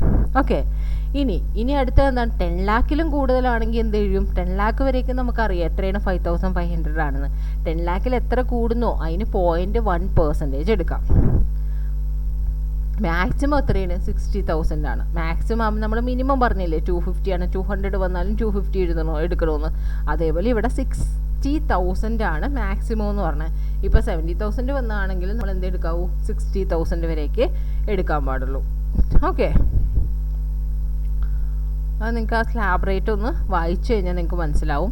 ഇനി എക്സാമ്പിൾ നോക്കാം. $100 100 is sold to customer at rate 65. എക്സാമ്പിളാണ്. ഇതിൽ തന്നെ അതിൻ്റെ ആൻസറും കൊടുത്തിട്ടുണ്ടാവും, ക്വസ്റ്റ്യൻ ആയിട്ട് കൊടുക്കുകയില്ല. അപ്പോൾ നമുക്ക് 1-2 നോക്കാം. എന്താണ്? USD 100 is sold to customer at the rate of 65 per USD. The gross amount of currency exchange എന്ന് പറയുന്നത് അപ്പോൾ എന്തായിരിക്കുള്ളൂ? 65 into 100 6500. ടാക്സബിൾ വാല്യൂ സപ്ലൈ എത്ര ആയിരിക്കുള്ളൂ? 250 ആയിരിക്കണം, അല്ലെങ്കിൽ 1% 650 ആയിരിക്കണം. അതിലേതാണ് ഹയർ നോക്കിയിട്ട് എടുക്കേണ്ടത്. 1% 650 ആണോ 250 ആണോ ഏതാണ് ഹയർ നോക്കിയിട്ട് അത് എടുക്കാം. ഇനി അടുത്താണ് $1000 1000 is sold to customer at the rate of 65 per USD. The gross amount of currency exchange rate is 65,000. Taxable value എത്രയാണ്? 650 ആണോ 250 ആണോ നോക്കുക. അപ്പോൾ 650 ആണ് വന്നിരിക്കണം. ഓക്കെ, ഇനി USD 3000 is sold to customer at the rate of 65 per USD. Gross amount of currency exchange 1,95,000. Taxable value എത്രയാണ്? Taxable value എന്ന് പറഞ്ഞിട്ടുണ്ടെങ്കിൽ 1,95,000 1 lakh വരേക്കും അല്ലേ? 1 lakh വരേക്ക്, അതായത് 1 lakh വരേക്ക് നമുക്കറിയാം 1000 ആണെന്ന്. അപ്പോൾ 1 lakhനും കൂടുതൽ എത്രയുണ്ട്? 95,000 ഉണ്ട്. അതിൻ്റെ 0.5% എത്ര വരും? 1,475. പിന്നെ USD 20,000 is sold to customer at the rate of 65 per USD. The gross amount of currency exchange 13 lakh ആണ്. ടാക്സബിൾ വാല്യൂ എത്രയാണ്? 13 lakh minus 10 lakh. 10 lakh വരേക്കും നമുക്കറിയാം 5,500 ആണെന്ന്. പിന്നെ 3 lakhന് എത്ര വരുന്നു? 0.1% എടുത്താൽ 5,800 വരും. ഓക്കെ, ഇനി അടുത്ത എന്താണ്? 32(3) റൂളിൽ എന്താ പറയുന്നത്? റൂൾ 32(3) എന്താ പറയണതെന്ന് വെച്ചിട്ടുണ്ടെങ്കിൽ അത് എയർ ട്രാവലിനുള്ളതാണ്.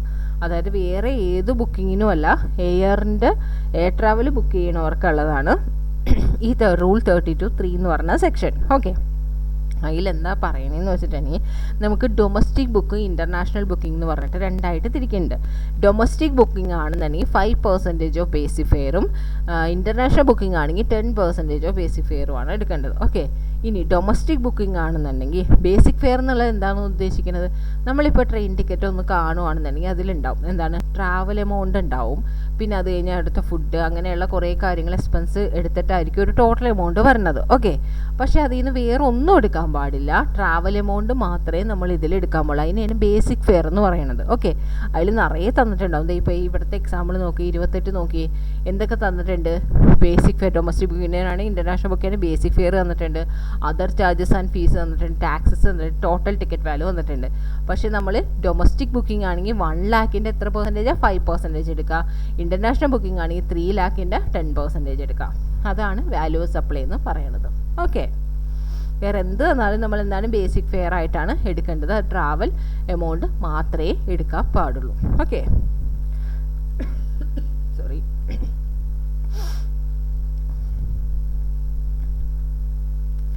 ഇനി അടുത്ത് ലൈഫ് ഇൻഷുറൻസ് എന്ന് പറഞ്ഞിട്ടുണ്ടെങ്കിൽ ഇതിൽ ലൈഫ് ഇൻഷുറൻസിൻ്റെ കാര്യം മാത്രമേ എടുക്കാൻ പാടുള്ളൂ. കാരണം എന്താണ്, നമുക്ക് പല ഇൻഷുറൻസും അവൈലബിൾ ആണ് അല്ലേ. അതിൽ ലൈഫ് ഇൻഷുറൻസിൻ്റെ കാര്യം മാത്രം എടുക്കുക. കാരണം എന്താണ്, ലൈഫ് ഇൻഷുറൻസ് എന്ന് പറഞ്ഞാൽ അത്ര ഇമ്പോർട്ടൻ്റ് ആണ് അല്ലേ. നമ്മൾ സേവിങ്സ് സ്റ്റാർട്ട് ചെയ്യുക എന്ന് പറയുമ്പോൾ തന്നെ നമ്മളുടെ അടുത്ത് ആദ്യം എന്താ പറയുക, ലൈഫ് ഇൻഷുറൻസ് എടുക്കുക. അതിന് ശേഷമാണ് നമുക്ക് എന്ത് ചെയ്യേണ്ടത്, സേവിങ്സിനുള്ളത് സ്റ്റാർട്ട് ചെയ്യേണ്ടത്. അതിനിപ്പോൾ നമുക്ക് നിറയെ മാർഗ്ഗങ്ങളുണ്ട് അല്ലേ. SIP പോലെയുള്ളത് നമ്മൾ നേരത്തെ എന്താണ് കുടിക്കലൊക്കെ ഇട്ട് വെക്കുമായിരുന്നില്ലേ നേരത്തെ കാലങ്ങളിൽ. കുഞ്ഞുങ്ങളായിരുന്നപ്പോൾ നമുക്ക് മണി സേവിങ്സ് ഒക്കെ വേണമെന്ന് പറഞ്ഞിട്ട് നമ്മുടെ അച്ഛനമ്മമാരും എൻ്റെയൊക്കെ ചെറുപ്പത്തിൽ മണ്ണ് കൊണ്ടുണ്ടാക്കിയ കുടുക്കയൊക്കെ ഉണ്ടായിരുന്നു. മണ്ണ് കൊണ്ടുണ്ടാക്കിയ കുടുക്ക മേടിച്ച് തരും. എന്നിട്ട് എന്ത് ചെയ്യും, നമുക്കത് കിട്ടുന്ന പൈസ കോയിൻസ്, പിന്നെ വിഷു കൈനീട്ടം, അങ്ങനെ പിന്നെ അമ്മമാരുടെ വീട്ടിലൊക്കെ പോകുമ്പോൾ തരുന്ന പൈസ, അങ്ങനെയൊക്കെ അച്ചാച്ചനൊക്കെ തരുമായിരുന്നു നിറയെ പൈസകൾ. അപ്പോൾ ഞങ്ങൾ എന്ത് ചെയ്യും, അതൊക്കെ കുടുക്കയിലിട്ട് ശേഖരിച്ച് വെക്കും. കുടുക്കയിലിട്ട് ശേഖരിച്ചിട്ട് പിന്നീട് അതെന്ത് ചെയ്യും, ആ കുടുക്ക നിറഞ്ഞ് കഴിയുമ്പോൾ പൊട്ടിക്കും. അങ്ങനെയുള്ള അതിന് പകരം ഇപ്പോൾ വന്നിരിക്കുന്നതാണ് SIP എന്ന് പറയണത്. ഓക്കെ, ആ SIPയിൽ ഇപ്പോൾ എല്ലാവർക്കും നമുക്കിപ്പോൾ നിങ്ങൾക്ക് എന്താണ് സ്റ്റൈഫൻ്റാണ് കിട്ടണമെങ്കിൽ പോലും നിങ്ങൾ എന്ത് ചെയ്യുക, അതൊരു ഒരു പാർട്ട് നിങ്ങളായിട്ട് മാറ്റി വെച്ചിട്ട് ബാക്കിയുള്ളത് ചിലവാക്കിയാൽ മതി. ഫുള്ളായിട്ട് ഇപ്പോൾ നമുക്ക് വലിയ എന്താണ് എക്സ്പെൻസ് എന്ന് പറയാനായിട്ട് എല്ലാവർക്കും എല്ലാ പ്രായത്തിലും അതിനനുസരിച്ച് എക്സ്പെൻസ് ഉണ്ടാവില്ല. 100 രൂപ കിട്ടുന്ന ആൾക്കും അതിൻ്റേതായ എക്സ്പെൻസ് ഉണ്ടാവും, 1 കോടി കിട്ടുന്ന ആൾക്കും അതിൻ്റേതായ എക്സ്പെൻസ് ഉണ്ടാവും. പക്ഷെ നമ്മൾ എന്ത് ചെയ്യും, എത്രയായാലും നമ്മൾ ആ ഒരു സേവിങ് ഹാബിറ്റ് എടുത്തിട്ട് വരണം. അതിൽ ഇത്ര പെർസെൻറ്റേജ്, ഒരു മിനിമം ഒരു 10% എങ്കിലും നിങ്ങൾ എന്ത് ചെയ്യണം, ആ എമൗണ്ടിൽ നിന്ന് എടുക്കരുത്, യൂസ് ചെയ്യരുത്. അതവിടെ എടുക്കുക. ഓക്കെ, അതവിടെ വെക്കുക.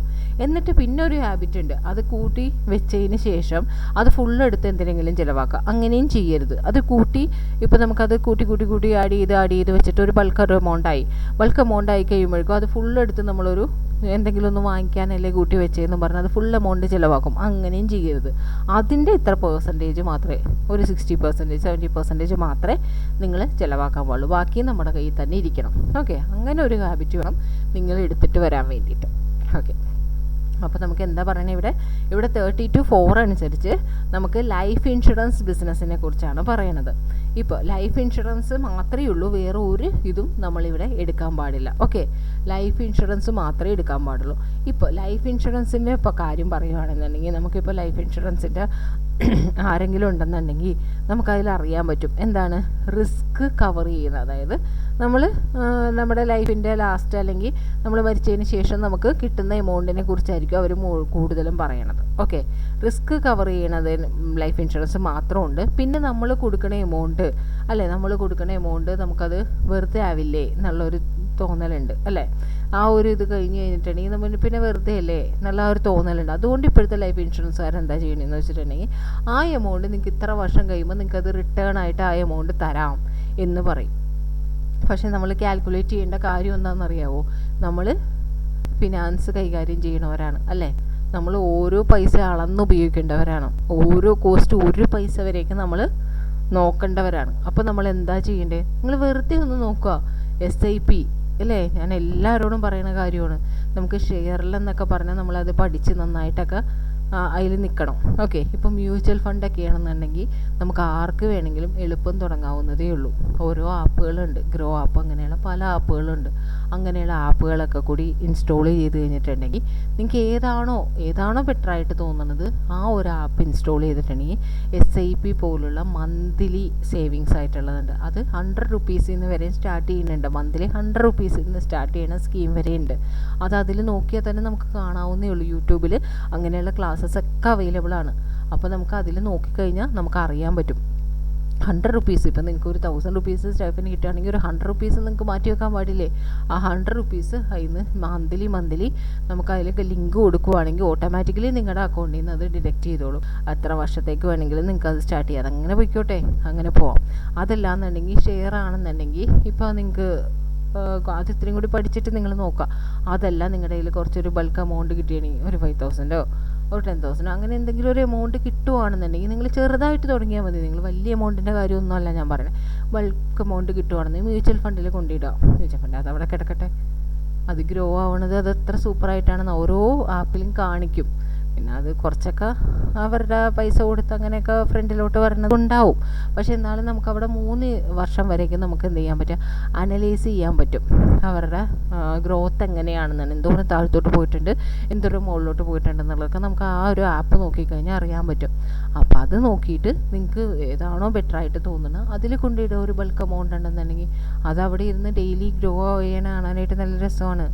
ഓക്കെ, ഇപ്പോൾ ഗ്രോ ആവുകയാണെന്നുണ്ടെങ്കിൽ തന്നെ ഇപ്പോൾ ഞാൻ പറയാമല്ലോ, ഒരു 4 lakh റുപ്പീസ് ഇൻവെസ്റ്റ് ചെയ്തിട്ടുണ്ടെങ്കിൽ നിങ്ങൾക്കൊരു 10 മന്ത് കൊണ്ട് തന്നെ 2 lakh അതിന് ഇൻട്രസ്റ്റ് കിട്ടും. ഇത് ഞാൻ വേറെ ആരുടെ ഇതെന്ന് എടുത്ത് പറയണല്ല, ചെയ്തിട്ടുള്ള ആ ഒരു എക്സ്പീരിയൻസ് ആ വെച്ചിട്ട് ചെയ്തവരുടെ കണ്ടിട്ട് തന്നെ പറയണതാണ്. ഓക്കെ, അപ്പോൾ ആ ഒരു 2 lakh നമുക്ക് കിട്ടും. അതുകൊണ്ട് നിങ്ങൾക്ക് ഞങ്ങളുടെ കയ്യിൽ നിന്ന് എപ്പോഴാണ് 4 lakh എന്നല്ല ഞാൻ പറഞ്ഞത്. അപ്പോൾ ഒരു 10 മന്ത്സിന് നമുക്ക് അങ്ങനെ ഒരു റിട്ടേൺ കിട്ടും. പക്ഷേ അതിൽ ഗ്രോ മാത്രമേ ഉണ്ടാവുള്ളൂ എന്ന് പറയാൻ പറ്റില്ല, അല്ലേ? നമ്മൾ മാർക്കറ്റ് താഴത്തോട്ടും മുകളിലോട്ടും പോയിക്കൊണ്ടിരിക്കണേ, അതിനനുസരിച്ച് അതിലുണ്ടാവും. പക്ഷെ എന്തൊക്കെ പറഞ്ഞാലും വേറെ ഏത് കൂടണയിലും നല്ല ചിട്ടാണെങ്കിലും വേറെ എന്ത് കൂടണയിലും ഏറ്റവും ബെറ്റർ ആയിട്ടുള്ളത് ഇങ്ങനെ മ്യൂച്വൽ ഫണ്ട്, SIP അങ്ങനെയുള്ള സംഭവങ്ങൾ ചേർന്നിടുകയാണ്. കാരണം അതിന് നിങ്ങൾ സീരിയസ് ആയിട്ട് ഇപ്പോൾ പഠിച്ചുകൊണ്ടിരിക്കുമ്പോൾ തന്നെ നിങ്ങൾക്ക് എന്താണ് എന്തെങ്കിലും ആർട്ടിഫിഷ്യൽ ഫാം ഇങ്ങനെ എന്തെങ്കിലുമൊക്കെ ചെയ്യുന്നുണ്ടെങ്കിൽ തന്നെ, നിങ്ങൾക്ക് എന്തെങ്കിലും സ്റ്റൈഫൻഡ് വന്നെന്നുണ്ടെങ്കിൽ തന്നെ അതിൻ്റെയോടൊപ്പം തന്നെ ഈ ഒരു ഹാബിറ്റും കൂടി നിങ്ങൾ എടുത്തിട്ട് വാ. ഓക്കെ, എടുത്തിട്ട് വരണത് ഏറ്റവും ബെറ്റർ ആയിരിക്കുള്ളൂ. ഓക്കെ, അപ്പോൾ നമുക്ക് നമ്മുടെ ഇതിലോട്ട് കിടക്കാം. ഇത് ലൈഫ് ഇൻഷുറൻസിന് മാത്രമായിട്ടാണ് പറയണത്. ആ ലൈഫ് ഇൻഷുറൻസിൽ പറയണത് റിസ്ക് കവർ ചെയ്യുന്നുണ്ട്, സേവിങ്സും ഉണ്ടെന്ന്. എന്തുകൊണ്ട് ഇത് പറയാൻ കാരണം എന്ന് വെച്ചിട്ടുണ്ടെങ്കിൽ ഈ സേവിങ്സ് എന്നുള്ള ആ ഒരു ഇത് വന്നുകൊണ്ടാണ് ഞാനിത് പറഞ്ഞത്. ആ സേവിങ്സിൽ അവർ പറയണത് എന്താണെന്ന് വെച്ചിട്ടുണ്ടെങ്കിൽ ആ സേവിങ്സ് നമുക്ക് എത്ര പ്രീമിയം അടച്ചിട്ടുണ്ടോ ആ പ്രീമിയം കുറച്ച് ആൾ എത്ര വർഷം കഴിയുമ്പോൾ നമുക്ക് തിരിച്ചു തരുമെന്നാണ് പറയണേ. പക്ഷേ ഇന്നത്തെ വാല്യൂ ആണോ നാളത്തെ വാല്യൂ? അല്ലേ? ഒരു 10 വർഷം മുന്നേ ഉണ്ടായിരുന്ന, ഇപ്പോൾ 10 വർഷം മുന്നേ തന്നെ ഗോൾഡിന് എത്ര, 10-14 വർഷം മുന്നേയൊക്കെ ഗോൾഡിന് എത്ര ഇരിക്കുള്ളൂ? 13,000 14,000 ഒക്കെ റേറ്റാണ്. ഇപ്പോഴത്തെ ഗോൾഡിന് എത്ര റേറ്റ്? 55,000 എത്തിയിട്ടുണ്ട്, 53 ആ ഒരു റേഞ്ചിലാണ് ഇരിക്കുന്നത്, അല്ലേ? അപ്പോൾ ആ ഒരു മാറ്റം എന്ന് പറയുന്നത് നിസ്സാര മാറ്റമല്ല. അപ്പോൾ ഇന്നത്തെ നമ്മൾ അടച്ച എമൗണ്ട്, ഇത്രയും വർഷങ്ങളായി നമ്മൾ അടച്ച എമൗണ്ട്, അതിലും കുറേ വർഷം കഴിഞ്ഞിട്ട് നമുക്ക് അതേ എമൗണ്ട് തന്നെ തിരിച്ചു തരിക എന്ന് പറയുന്നത് അത് ഏറ്റവും വലിയ, അല്ലേ? അത് നമുക്ക് അംഗീകരിക്കാനേ പറ്റാത്തൊരു കാര്യമാണ്. ലൈഫ് ഇൻഷുറൻസ് എന്തായാലും വേണം, പക്ഷെ അതൊരു മണ്ടത്തരമാണ്. ഓക്കെ, അപ്പോൾ അതുകൊണ്ട് നിങ്ങൾ എന്താ ചെയ്യാന്ന് വെച്ചാൽ റിസ്ക് പ്ലസ് സേവിങ് എന്ന് പറയുമ്പോൾ എല്ലാവരും കൂടി എടുത്ത് ചാടും. ഇങ്ങനെ ഒരു തിങ്കിങ് നമുക്ക് വേണം. നമ്മൾ കോസ്റ്റിനെ അനലൈസ് ചെയ്യുന്നവരാണ്. സോ അത് കാരണം നമുക്കെന്താ ആ ഒരു തിങ്കിങ് വേണം, അല്ലേ? ആ വാല്യൂ എന്ന് പറയുന്നത് അത്രയും ചേഞ്ച് ആവും. അപ്പോൾ നമുക്ക് അത്രയും രൂപ തന്നെ നമുക്ക് തിരിച്ചു തന്നിട്ട് വല്ല കാര്യമുണ്ടോ? അതിൽ കുറച്ച് ഇൻട്രസ്റ്റ് പോലും കിട്ടിയിട്ട് നമുക്കൊരു കാര്യം ഉണ്ടാവില്ല, അല്ലേ? അപ്പോൾ നമ്മൾ എന്ത് ചെയ്യേണ്ടത്? ഒരു റിസ്കിനുള്ളത് എടുക്കുക. എന്തായാലും ലൈഫ് ഇൻഷുറൻസ് വേണം. ആ റിസ്കിൻ്റെ മാത്രം എടുത്തിട്ട് ബാലൻസ് ഉള്ള എമൗണ്ട് നമ്മൾ കൊണ്ടുവന്ന് സേവിങ്സ് ആയിട്ട് ഇതേപോലെയുള്ളതിൽ ഇടുകയാണെന്നുണ്ടെങ്കിൽ, ആ ഒരു ഹാബിറ്റ് നിങ്ങൾ ബിൽഡ് ചെയ്യുകയാണെന്നുണ്ടെങ്കിൽ അത് നിങ്ങൾക്ക് നിങ്ങളുടെ കരിയറിനും നിങ്ങളുടെ ഫ്യൂച്ചറിനൊക്കെ സൂപ്പറായിരിക്കും. ഓക്കെ, അപ്പോൾ ഇതിൽ പറഞ്ഞ റിസ്ക് മാത്രമാണ് കവർ ചെയ്യണമെന്നുണ്ടെങ്കിൽ അതിൻ്റെ ഗ്രോസ് പ്രീമിയം ഇൻറ്റു 80% GST വന്നാൽ മതി. ഇനി റിസ്ക്കും സേവിങ്സും കൂടിയാണ് അത് കവർ ചെയ്യണമെന്നുണ്ടെങ്കിൽ amount allocated for saving has been intimated to policy holder at the time provide service provide ചെയ്യുമ്പോൾ തന്നെ നമ്മളോട് പറയുവാണ്. സേവിങ്സിനെ കുറിച്ച് നമ്മളോട് ഇൻറ്റിമേറ്റ് ചെയ്യുന്നുണ്ടെങ്കിൽ, മിക്കവരും അത് പറയണമെന്നില്ല. ഓക്കെ, ചിലവരത് പറഞ്ഞായിരിക്കും നമ്മളുടെ അടുത്തുനിന്ന് ഇത് വാങ്ങണത്. നമുക്കത് തിരിച്ച് കിട്ടുമല്ലോ എന്ന് പറയുമ്പോൾ തന്നെ എല്ലാവരും എടുത്ത് ചാടും. ഓക്കെ, അങ്ങനെ ഇൻറ്റിമേറ്റ് ചെയ്യുന്നുണ്ടെങ്കിൽ gross premium less savings balance ഉള്ള നെറ്റ് പ്രീമിയം ഓണത്തിൻ്റെ 80% എടുത്താൽ മതി. അങ്ങനെ ഇൻറ്റിമേറ്റ് ചെയ്യുന്നില്ല എന്നുണ്ടെങ്കിൽ, സിംഗിൾ പ്രീമിയം ആയിട്ടാണ് അടക്കുന്നതെന്നുണ്ടെങ്കിൽ അതിൻ്റെ 10% single premium is taxable value ആണ്. പിന്നെ പ്രീമിയം പെയ്ഡ് ഇൻസ്റ്റാൾമെൻ്റ് ആയിട്ടാണ്, ചിലപ്പോൾ അത് മന്ത്ലി ആയിരിക്കും, ആനുവൽ ആയിരിക്കും, അല്ലേ? അങ്ങനെ ആയിരിക്കും. അങ്ങനെ ഇൻസ്റ്റാൾമെൻ്റ് ആണെന്നുണ്ടെങ്കിൽ ആദ്യത്തെ വർഷം മാത്രം 25% പ്രീമിയം എടുക്കുക. ബാലൻസ് എല്ലാ വർഷവും, സെക്കൻഡ് തേർഡ് എത്ര വർഷമുണ്ടോ ആ വർഷമൊക്കെ 12.5% പ്രീമിയം ആയിട്ട് എടുക്കാം. ഓക്കെ, ഒരു മിനിറ്റ്, ഞാൻ ഒന്നുകൂടി ഒന്ന് ചൂടുവെള്ളമൊക്കെ കുടിച്ചിട്ട് ശരിയായിട്ട് വരാം.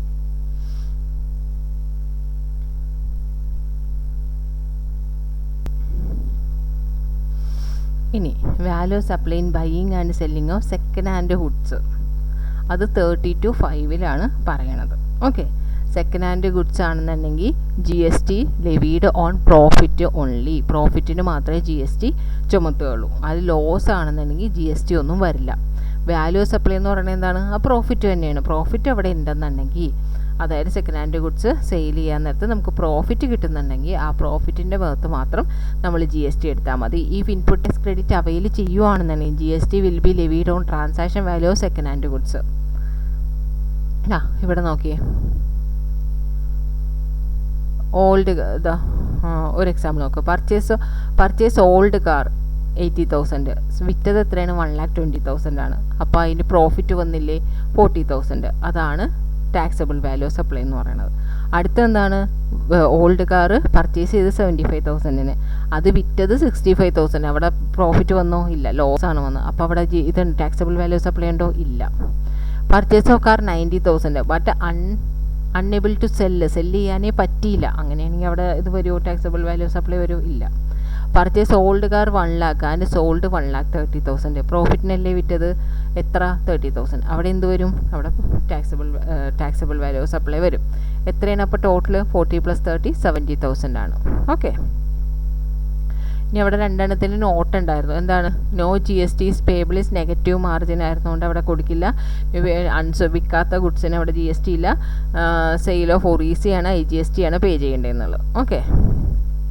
ഇനി X took a car loan 3 lakh from ABC Bank Limited on 1st September 2022 which was entirely used for the purchase of car worth the same amount. Mr. X default on the loan balance and thereby his car is repossessed by the bank on 1st January 2023.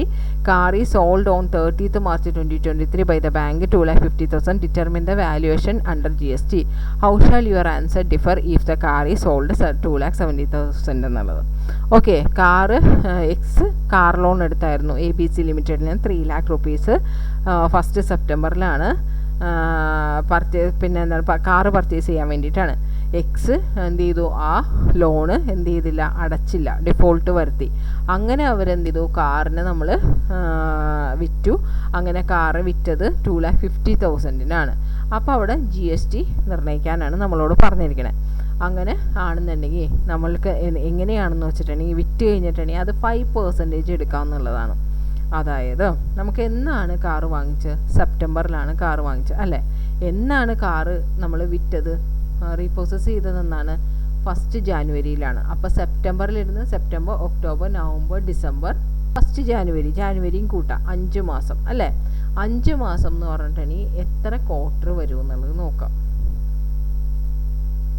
Okay. 5 മാസം എന്ന് പറഞ്ഞിട്ടുണ്ടെങ്കിൽ എത്ര quarter ആണെന്നുള്ളത് നോക്കാം. ആ ക്വാർട്ടറിൻ്റെ ഇപ്പോൾ part ഒരു ദിവസമല്ലേ ജാനുവരി എന്ന് പറഞ്ഞാൽ നമ്മൾ എടുക്കാൻ കാരണം അതാ ജാനുവരി 1st ജാനുവരിയാണ്. അപ്പോൾ ആദ്യത്തെ ദിവസം തന്നെയാണ് റീപ്രോസസ് ചെയ്തത്. അപ്പോൾ എന്നാൽ ആ ഒരു ദിവസം ഉള്ളെന്നുണ്ടെങ്കിലും ആ ഒരു ദിവസം നമ്മൾ എന്ത് ചെയ്യുക? എടുക്കുക. ഓക്കെ. ഒരു ദിവസമല്ലേ ഉള്ളൂ എന്ന് വെച്ച് മാറ്റി നിർത്തേണ്ട കാര്യമില്ല. ഒരു ദിവസമാണെന്നെങ്കിലും എടുക്കുക. ഓക്കെ. അപ്പോൾ ക്വാർട്ടർ എന്ന് വെച്ചാൽ എത്രയാണ്? 3 മാസമാണ് അല്ലേ? ഇവിടെ നമുക്ക് എത്ര മാസമുണ്ട്? നമുക്കിവിടെ 5 മാസം എന്നുണ്ട്. സെപ്റ്റംബർ, ഒക്ടോബർ, നവംബർ, ഡിസംബർ, 5 മാസമല്ല, ജാനുവരി റീപ്രോസസ് ചെയ്തതാണ്. അത് കാറ് വിറ്റത് എന്നാണ്? കാറ് വിറ്റത് മാർച്ചാണ്. കാറ് വിറ്റത് എന്നാണ്? മാർച്ചാണിലാണ് കാറ് വിറ്റത്. അപ്പോൾ വാങ്ങിയത് എന്നാണ്? സെപ്റ്റംബർ ടു മാർച്ചാണ് എടുക്കേണ്ടത്. കാറ് വിറ്റ ഡേറ്റാണ് എടുക്കേണ്ടത്, സെയിൽ ഡേറ്റാണ് എടുക്കേണ്ടത്. ഓക്കെ. അപ്പോൾ September, October, November, December, January, February, March എത്ര മാസമുണ്ട്? 7 മാസമുണ്ട്. ഓക്കെ. 7 മാസമുണ്ട്. ഒരു ക്വാർട്ടർ എന്ന് വെച്ചിട്ടുണ്ടെങ്കിൽ 3 മാസമാണ്. അങ്ങനെയാണെന്നുണ്ടെങ്കിൽ ഇവിടെ 7 മാസമല്ലേ? അപ്പോൾ 6 മാസം എന്നുള്ളത് 2 ക്വാർട്ടർ. അപ്പോൾ ഒരു മാസം കൂടി കൂട്ടിയാൽ 3 ക്വാർട്ടർ. 3 ക്വാർട്ടർ ആണെന്നുണ്ടെങ്കിലും ഓരോ ക്വാർട്ടറിനും നമ്മൾ എത്രയാണ്? 5% വെച്ചാണ് എടുക്കേണ്ടത്. അങ്ങനെ 3 ക്വാർട്ടർ ഇൻറ്റു 3 ഇൻറ്റു 5%. എത്ര എമൗണ്ടിനാണ് എടുക്കേണ്ടത്? എത്ര എമൗണ്ടാണ് എടുക്കേണ്ടത് എന്നുള്ളത് നോക്കണം. ഏതിനാണ്? 3 lakhനാണ് എമൗണ്ട് എടുക്കേണ്ടത്. 3 lakhനല്ലേ നമ്മൾ ലോൺ എടുത്തത്. അപ്പോൾ 3 lakhൻ്റെ 15%, 3 ഉള്ളതുകൊണ്ട് 15%, അല്ലെങ്കിൽ 3 × 5%, 3 lakh × 3 × 5%. ഓക്കെ. അത് എടുക്കുക. അത് ഈ 3 lakhൽ നിന്ന് മൈനസ് ചെയ്യുക. 3 lakhൽ നിന്ന് മൈനസ് ചെയ്യുക എന്ന് പറഞ്ഞിട്ടുണ്ടെങ്കിൽ 3 lakh × 3 × 5% എത്ര വരും? 45,000 വരും. ആ 45,000 നമ്മൾ 3 lakhൽ നിന്ന് മൈനസ് ചെയ്താൽ 2,55,000 വരും. അപ്പോൾ 2,55,000 ആണ് അപ്പോൾ കാറിൻ്റെ വാല്യൂ. പക്ഷെ നമ്മൾ എത്രേനാണ് വിറ്റത്? 2,50,000 വിറ്റത്. അപ്പോൾ നമുക്ക് ലാഭമാണോ നഷ്ടമാണോ വന്നത്? നഷ്ടമാണ് വന്നത്. 2,55,000 വാല്യൂ നമ്മളുള്ള കാറ് നമ്മൾ എന്തിനാണ് വിറ്റത്? 2,55,000 ഉള്ളതിന് നമ്മൾ എന്തിനാണ് വിറ്റത്? 2,50,000 വിറ്റത്. അപ്പോൾ നമുക്ക് എന്താണ്? ലോസ് വരുമ്പോൾ അവിടെ ഒന്നും വരില്ല. ഇനി നമ്മൾക്ക് എന്താണ് ചോദിച്ചിരിക്കുന്നത്? 2,70,000 സോൾഡ് ചെയ്യണമെങ്കിൽ എന്താണെന്നുള്ളത്. നമുക്ക് വന്നത് എത്രയാണ്? 2,55,000 അപ്പോൾ 2,70,000 വിറ്റതെന്ന് പറഞ്ഞിട്ടുണ്ടെങ്കിൽ മാർജിൻ കൂട്ടിയല്ലേ വിറ്റത്. അപ്പോൾ എത്രയാണ്? 15,000 മാർജിൻ കൂട്ടിയാണ് വന്നത്. അപ്പോൾ അവിടെ എന്താണ്? ടാക്സബിൾ വാല്യൂ ഓഫ് സപ്ലൈ എന്ന് പറഞ്ഞിട്ട് 15,000 എടുക്കാം. മറ്റേ കേസിൽ 2,55,000 വരേണ്ടത്, പക്ഷേ 2,50,000 വിറ്റത്. അപ്പോൾ അവിടെ മാർജിൻ പ്രോഫിറ്റ് ഒന്നും വന്നിട്ടില്ല. അതുകൊണ്ട് തന്നെ ടാക്സബിൾ വാല്യൂ ഓഫ് സപ്ലൈ നിലായിട്ട് എടുക്കാം. ഓക്കെ, അപ്പോൾ ഇവിടെ നമ്മൾ നോക്കേണ്ടത് ഒരു സെക്കൻഡ് ഹാൻഡ് കാറ് അങ്ങനെ എന്താണ് സെക്കൻഡ് ഹാൻഡ് കാറ് വാങ്ങിയിട്ട് വിൽക്കുന്നു, അല്ലെങ്കിൽ സെക്കൻഡ് ഹാൻഡ് കാറ് എന്താണ് ലോൺ അടക്കാൻ പറ്റാതെ ഇരുന്ന് നമ്മൾ എന്ത് ചെയ്യുമോ? മറിച്ച് വിൽക്കുവാണ്. എന്നിട്ട് അത് തിരിച്ച് നമ്മൾ എന്തെങ്കിലുമൊക്കെ ചെയ്ത് തിരിച്ച് വിൽക്കുവാണെന്ന് നോക്കുകയാണെന്നുണ്ടെങ്കിൽ വാങ്ങിയതിലിരുന്ന് വിൽക്കുന്നവരേക്കും എത്ര മന്ത് ഉണ്ടെന്ന് നോക്കുക, അതിൽ എത്ര ക്വാർട്ടർ ഉണ്ടെന്ന് നോക്കുക. ഒരു ദിവസമാണെന്നുണ്ടെങ്കിൽ ഒരു മന്തായിട്ട് എടുക്കുക, അതിനെ കൺസിഡർ ചെയ്യണം. ഓക്കെ, എന്നിട്ട് ആ ക്വാർട്ടറിന് ഇൻറ്റു എത്രയാണ്? 5% കൊണ്ട് ഇൻറ്റു ചെയ്യുക ആ ക്വാർട്ടറിന്. എന്നിട്ട് ആ പർച്ചേസ് വാല്യൂന്ന് എത്ര ക്വാർട്ടറാണോ ഇൻറ്റു 5% ചെയ്തിട്ട് ആ വാല്യൂവിൻ്റെ ഡിഫറൻസ് നോക്കുക. അവിടെ പ്രോഫിറ്റാണ് വന്നതെന്നുണ്ടെങ്കിൽ അത് ടാക്സബിൾ വാല്യൂ അതായിട്ട് എടുക്കുക. അതെല്ലാം നെഗറ്റീവാണ് വന്നതെന്നുണ്ടെങ്കിൽ അതിനെ ഇഗ്നോർ ചെയ്ത് കളയാം. നില്ലാണെന്നുള്ള പോലെ എടുക്കുക. അടുത്ത 32(6) എന്നുള്ളത് redemption of token, voucher, coupon, stamp എന്ന് പറയുന്നത്. അതർ ദാൻ പോസ്റ്റേജ് സ്റ്റാമ്പ് തന്നെ ഉണ്ട്, പക്ഷേ പോസ്റ്റേജ് സ്റ്റാമ്പ് അല്ല എന്നാണ് പറയണത്. അതെന്താണ്? അവിടെ എന്താ പറയുന്നത്? റിഡംഷൻ വാല്യൂ എന്താണോ അത് തന്നെയാണ് ഇവിടെ വാല്യൂ ഓഫ് സപ്ലൈ ആയിട്ട് എടുക്കേണ്ടത്. അത് നമുക്ക് എക്സാമ്പിൾ ഒന്ന് നോക്കാം. അത് 32(6) ആണ്. അതിൽ എക്സാമ്പിൾ എന്താണ് പറഞ്ഞിരിക്കുന്നത്? Mister X has purchased a voucher for 200 which was redeemable against purchase of wallet. Okay, wallet വാങ്ങാനായിട്ട് വർത്ത് 500 ഉള്ളതാണ് from shopping stop. Here the valuation that should be taken is the redemption value of 500 in respect of the voucher and not the purchase value 200. അല്ലേ, നമ്മൾ purchase ചെയ്ത് 200 ആണ്, പക്ഷേ redeem ചെയ്തു against എന്തിനു വേണ്ടിയിട്ട്? വൗച്ചറാണ് പർച്ചേസ് ചെയ്ത് 200 ആണ്. ഒരു വാലറ്റ് വാങ്ങിക്കാൻ വേണ്ടിയിട്ട് ആ വൗച്ചർ റെഡീം ചെയ്തു. അപ്പോൾ അതിൻ്റെ വർത്ത് എത്രയാണ്? 500 ആണ്. അപ്പോൾ റെഡീം ചെയ്ത എമൗണ്ട് എത്രയാണോ അത് തന്നെയാണ് അതിൻ്റെ പർച്ചേസ് വാല്യൂ ആയിട്ട് എടുക്കേണ്ടത്. ഓക്കെ, അതിൻ്റെ വാല്യൂ ആയിട്ട് എടുക്കേണ്ടത്. അപ്പോൾ എന്താണ് ഇവിടെ? 200 അല്ല എടുക്കേണ്ടത്, ഏതാണ്? 500 ആണ് എടുക്കേണ്ടതെന്നാണ് പറഞ്ഞത്. ഓക്കെ, ഇനി 32(7) എന്താണ്? Value of taxable service provide by notified class of service providers. അതായത് ഗവൺമെൻറ് എന്തെങ്കിലും നോട്ടിഫൈഡ് സർവീസ് പറയുവാണെന്നുണ്ടെങ്കിൽ, അങ്ങനെ ഒരു നോട്ടിഫൈഡ് സർവീസ് ഇതുവരെ പറഞ്ഞിട്ടില്ല, അങ്ങനെ ഡിസ്റ്റിങ്ക്റ്റ് പേഴ്സണോ അങ്ങനെ ഏതെങ്കിലും ഒരു നോട്ടിഫൈഡ് സർവീസ് പ്രൊവൈഡ് ചെയ്യണം, അങ്ങനെ വാല്യൂ ഓഫ് ടാക്സബിൾ സർവീസ് അങ്ങനെ ഉണ്ട്, നോട്ടിഫൈഡ് സർവീസ് ഉണ്ട് എന്ന് പറയുവാണെന്നുണ്ടെങ്കിൽ ഉള്ള കാര്യം പറയണം. പക്ഷേ എന്താണ് ഇവിടെ? ഒരു നോട്ടിഫൈഡ് സർവീസിനെ കുറിച്ചും ഇതുവരെ പറഞ്ഞിട്ടില്ല. ഓക്കെ, ഇനി 33 value of supply of services in case of pure ഏജൻറ്റിൻ്റെ കേസിൽ എന്താണെന്നുള്ളത്. ആ പ്യുവർ ഏജൻറ്റ് എന്താണെന്നുള്ളത് നിങ്ങളൊന്ന് നോക്കി വെച്ചേക്കുക. അതിൽ പ്രത്യേകിച്ചൊന്നും പറയാനില്ല. നമ്മളെന്താണ് കറക്റ്റായിട്ട് നമ്മൾ ആ എന്താണ് ഏജൻ്റ് എന്നുള്ള ആ ഒരു മീനിങ് തന്നെ ഇതിൽ പറഞ്ഞോളൂ. Okay, pure agent enters into a contractual agreement with recipient of supply to act as is pure agent to incur expenditure or cost in the course of supply of goods or services or both, neither intended to hold nor hold any title to goods or services or both, so procured or supplied as pure agent of the recipient of supply, does not use for his own interest such goods or services or procured. Okay, received only the actual amount incurred to procure such goods or services in addition to amount received for supply he provide on his own account. ഈ pure agent എന്നുള്ളത് ഇതൊന്ന് നിങ്ങൾ പഠിച്ചു വയ്ക്കുക. Value supply service in case of pure agent എന്നുള്ള pure agent എന്നുള്ളത് നിങ്ങൾ നോക്കിയാൽ മതി. ഓക്കെ,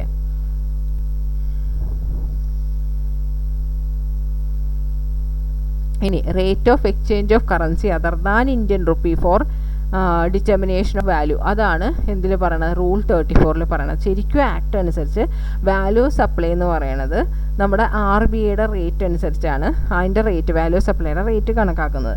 പക്ഷേ സപ്ലൈ ഓഫ് ഗുഡ്സിൽ central board of indirect tax and കസ്റ്റംസിൻ്റെ എന്തെങ്കിലും ഒരു റേറ്റ് തന്നിട്ടുണ്ടെങ്കിൽ, CBITC എന്ന് പറഞ്ഞിട്ട് അതിൻ്റെ എന്തെങ്കിലും ഒരു റേറ്റ് നമുക്ക് തന്നിട്ടുണ്ടെങ്കിൽ, സപ്ലൈ ഓഫ് ഗുഡ്സിൻ്റെ കേസിൽ എന്തെങ്കിലും ഒരു റേറ്റ് തന്നിട്ടുണ്ടെങ്കിൽ ആ റേറ്റാണ് നമ്മൾ എക്സ്ചേഞ്ച് റേറ്റ് ആയിട്ട് എടുക്കുന്നത്. നോർമലി ആസ് പെർ ആക്റ്റിൽ വാല്യൂ വാല്യൂ സപ്ലൈ എന്ന് പറയുന്നത് RBIയുടെ റേറ്റാണ്. പക്ഷേ സപ്ലൈ ഓഫ് ഗുഡ്സിൻ്റെ കേസിൽ ഈ central board of indirect tax and കസ്റ്റംസിൻ്റെ എന്തെങ്കിലും റേറ്റ് തന്നിട്ടുണ്ടെങ്കിൽ, ഇപ്പോൾ RBIയുടെ റേറ്റും സെൻട്രൽ ബോർഡ് ഓഫ് ഡയറക്റ്റ് ടാക്സിൻ്റെ കേസും റേറ്റും സപ്ലൈ ഓഫ് ഗുഡ്സിൻ്റെ ഇതിൽ തരുവാണെങ്കിൽ നമ്മൾ എന്ത് ചെയ്യണം, central board of indirect tax and കസ്റ്റംസിൻ്റെ റേറ്റ് എടുക്കാൻ പാടുള്ളൂ. ഓക്കെ. ഇനി സപ്ലൈ ഓഫ് സർവീസിൻ്റെ കേസിലാണെങ്കിൽ GAAP, generally accepted accounting principle AS 11 അനുസരിച്ച് effect of change in foreign exchange rate ആണ് എടുക്കേണ്ടത്. ഓക്കെ, അത്രയേ ഉള്ളൂ. ജസ്റ്റ് ഒന്ന് എന്താണെന്നുള്ളത് ആ ഒരു പറയാൻ വേണ്ടിയിട്ട് ഞാനത് കംപ്ലീറ്റ് ആക്കി, അത്രയേ ഉള്ളൂ. ഇനി പ്ലേസ് ഓഫ് സപ്ലൈ ആണ്. പ്ലേസ് ഓഫ് സപ്ലൈ ഞാൻ എന്തായാലും അടുത്ത വീഡിയോ ആയിട്ട് ഇടാം. പ്ലേസ് ഓഫ് സപ്ലൈയിൽ ഞാനൊരു 2-3 പേജ് മാത്രമേ നോട്ട് പ്രിപ്പയർ ചെയ്തിട്ടുള്ളൂ. അതുകൊണ്ടാണ് അത് എന്തായാലും നിങ്ങൾ കാണാതിരിക്കരുത്, തീർച്ചയായിട്ടും കാണണം. നിങ്ങൾക്കത് ഹെൽപ്ഫുള്ളായിരിക്കും. അതുകൊണ്ടാണ് ഞാനത് ഇല്ലാഞ്ഞിട്ടും അത് ചെയ്യാമെന്ന് വിചാരിച്ചത്. കാരണം എന്താ, നമുക്ക് പ്രോബ്ലം ചെയ്യാൻ നേരത്തൊക്കെ അല്ലെങ്കിൽ നമ്മൾ ടഫാണെന്നുള്ള രീതിയിലേക്ക് പറയും. ഓക്കെ, അത് നമുക്ക് ടഫ് അല്ലാണ്ട് നോർമലായിട്ട് പോകണമെന്നുണ്ടെങ്കിൽ എന്തായാലും പ്ലേസ് ഓഫ് സപ്ലൈ എന്നുള്ളത് കാണുക. അപ്പോൾ എല്ലാവരും മറക്കാതെ നിങ്ങൾ നിങ്ങളുടെ അഭിപ്രായങ്ങൾ കമൻറ്റ് ചെയ്യുക. കമൻറ്റ് വഴി നിങ്ങൾക്ക് എനിക്കുള്ള സപ്പോർട്ട് തരിക. ഓക്കെ, കമൻറ്റ് തരികയാണെന്നുണ്ടെങ്കിൽ നിങ്ങൾ എങ്ങനെയാണോ, എന്തായാലും കുഴപ്പമില്ല, നിങ്ങൾക്ക് എന്താണോ ഫീൽ ചെയ്യണത് അത് നിങ്ങൾക്ക് കമൻറ്റായിട്ട് ഇടാം. അപ്പോൾ അതനുസരിച്ച് ഞാൻ ഇമ്പ്രൂവ് ചെയ്യണമെന്നുണ്ടെങ്കിൽ ഇമ്പ്രൂവ് ചെയ്യാം. എന്നിലെ തെറ്റ് ഞാനത് മാറ്റാം. ഓക്കെ, അതല്ല എന്നെ മോട്ടിവേറ്റ് ചെയ്യാനാണെങ്കിൽ അങ്ങനെയും മോട്ടിവേറ്റ് ചെയ്യാം. എന്തായാലും നിങ്ങൾക്ക് വേണ്ട ചാപ്റ്റേഴ്സ് എന്താണോ അത് പറയാം. എങ്ങനെയാണെന്നുണ്ടെങ്കിലും നിങ്ങളത് കമൻ്റായിട്ട് തന്നെ ഇടുമെന്ന് പ്രതീക്ഷിക്കുന്നു. Thank you.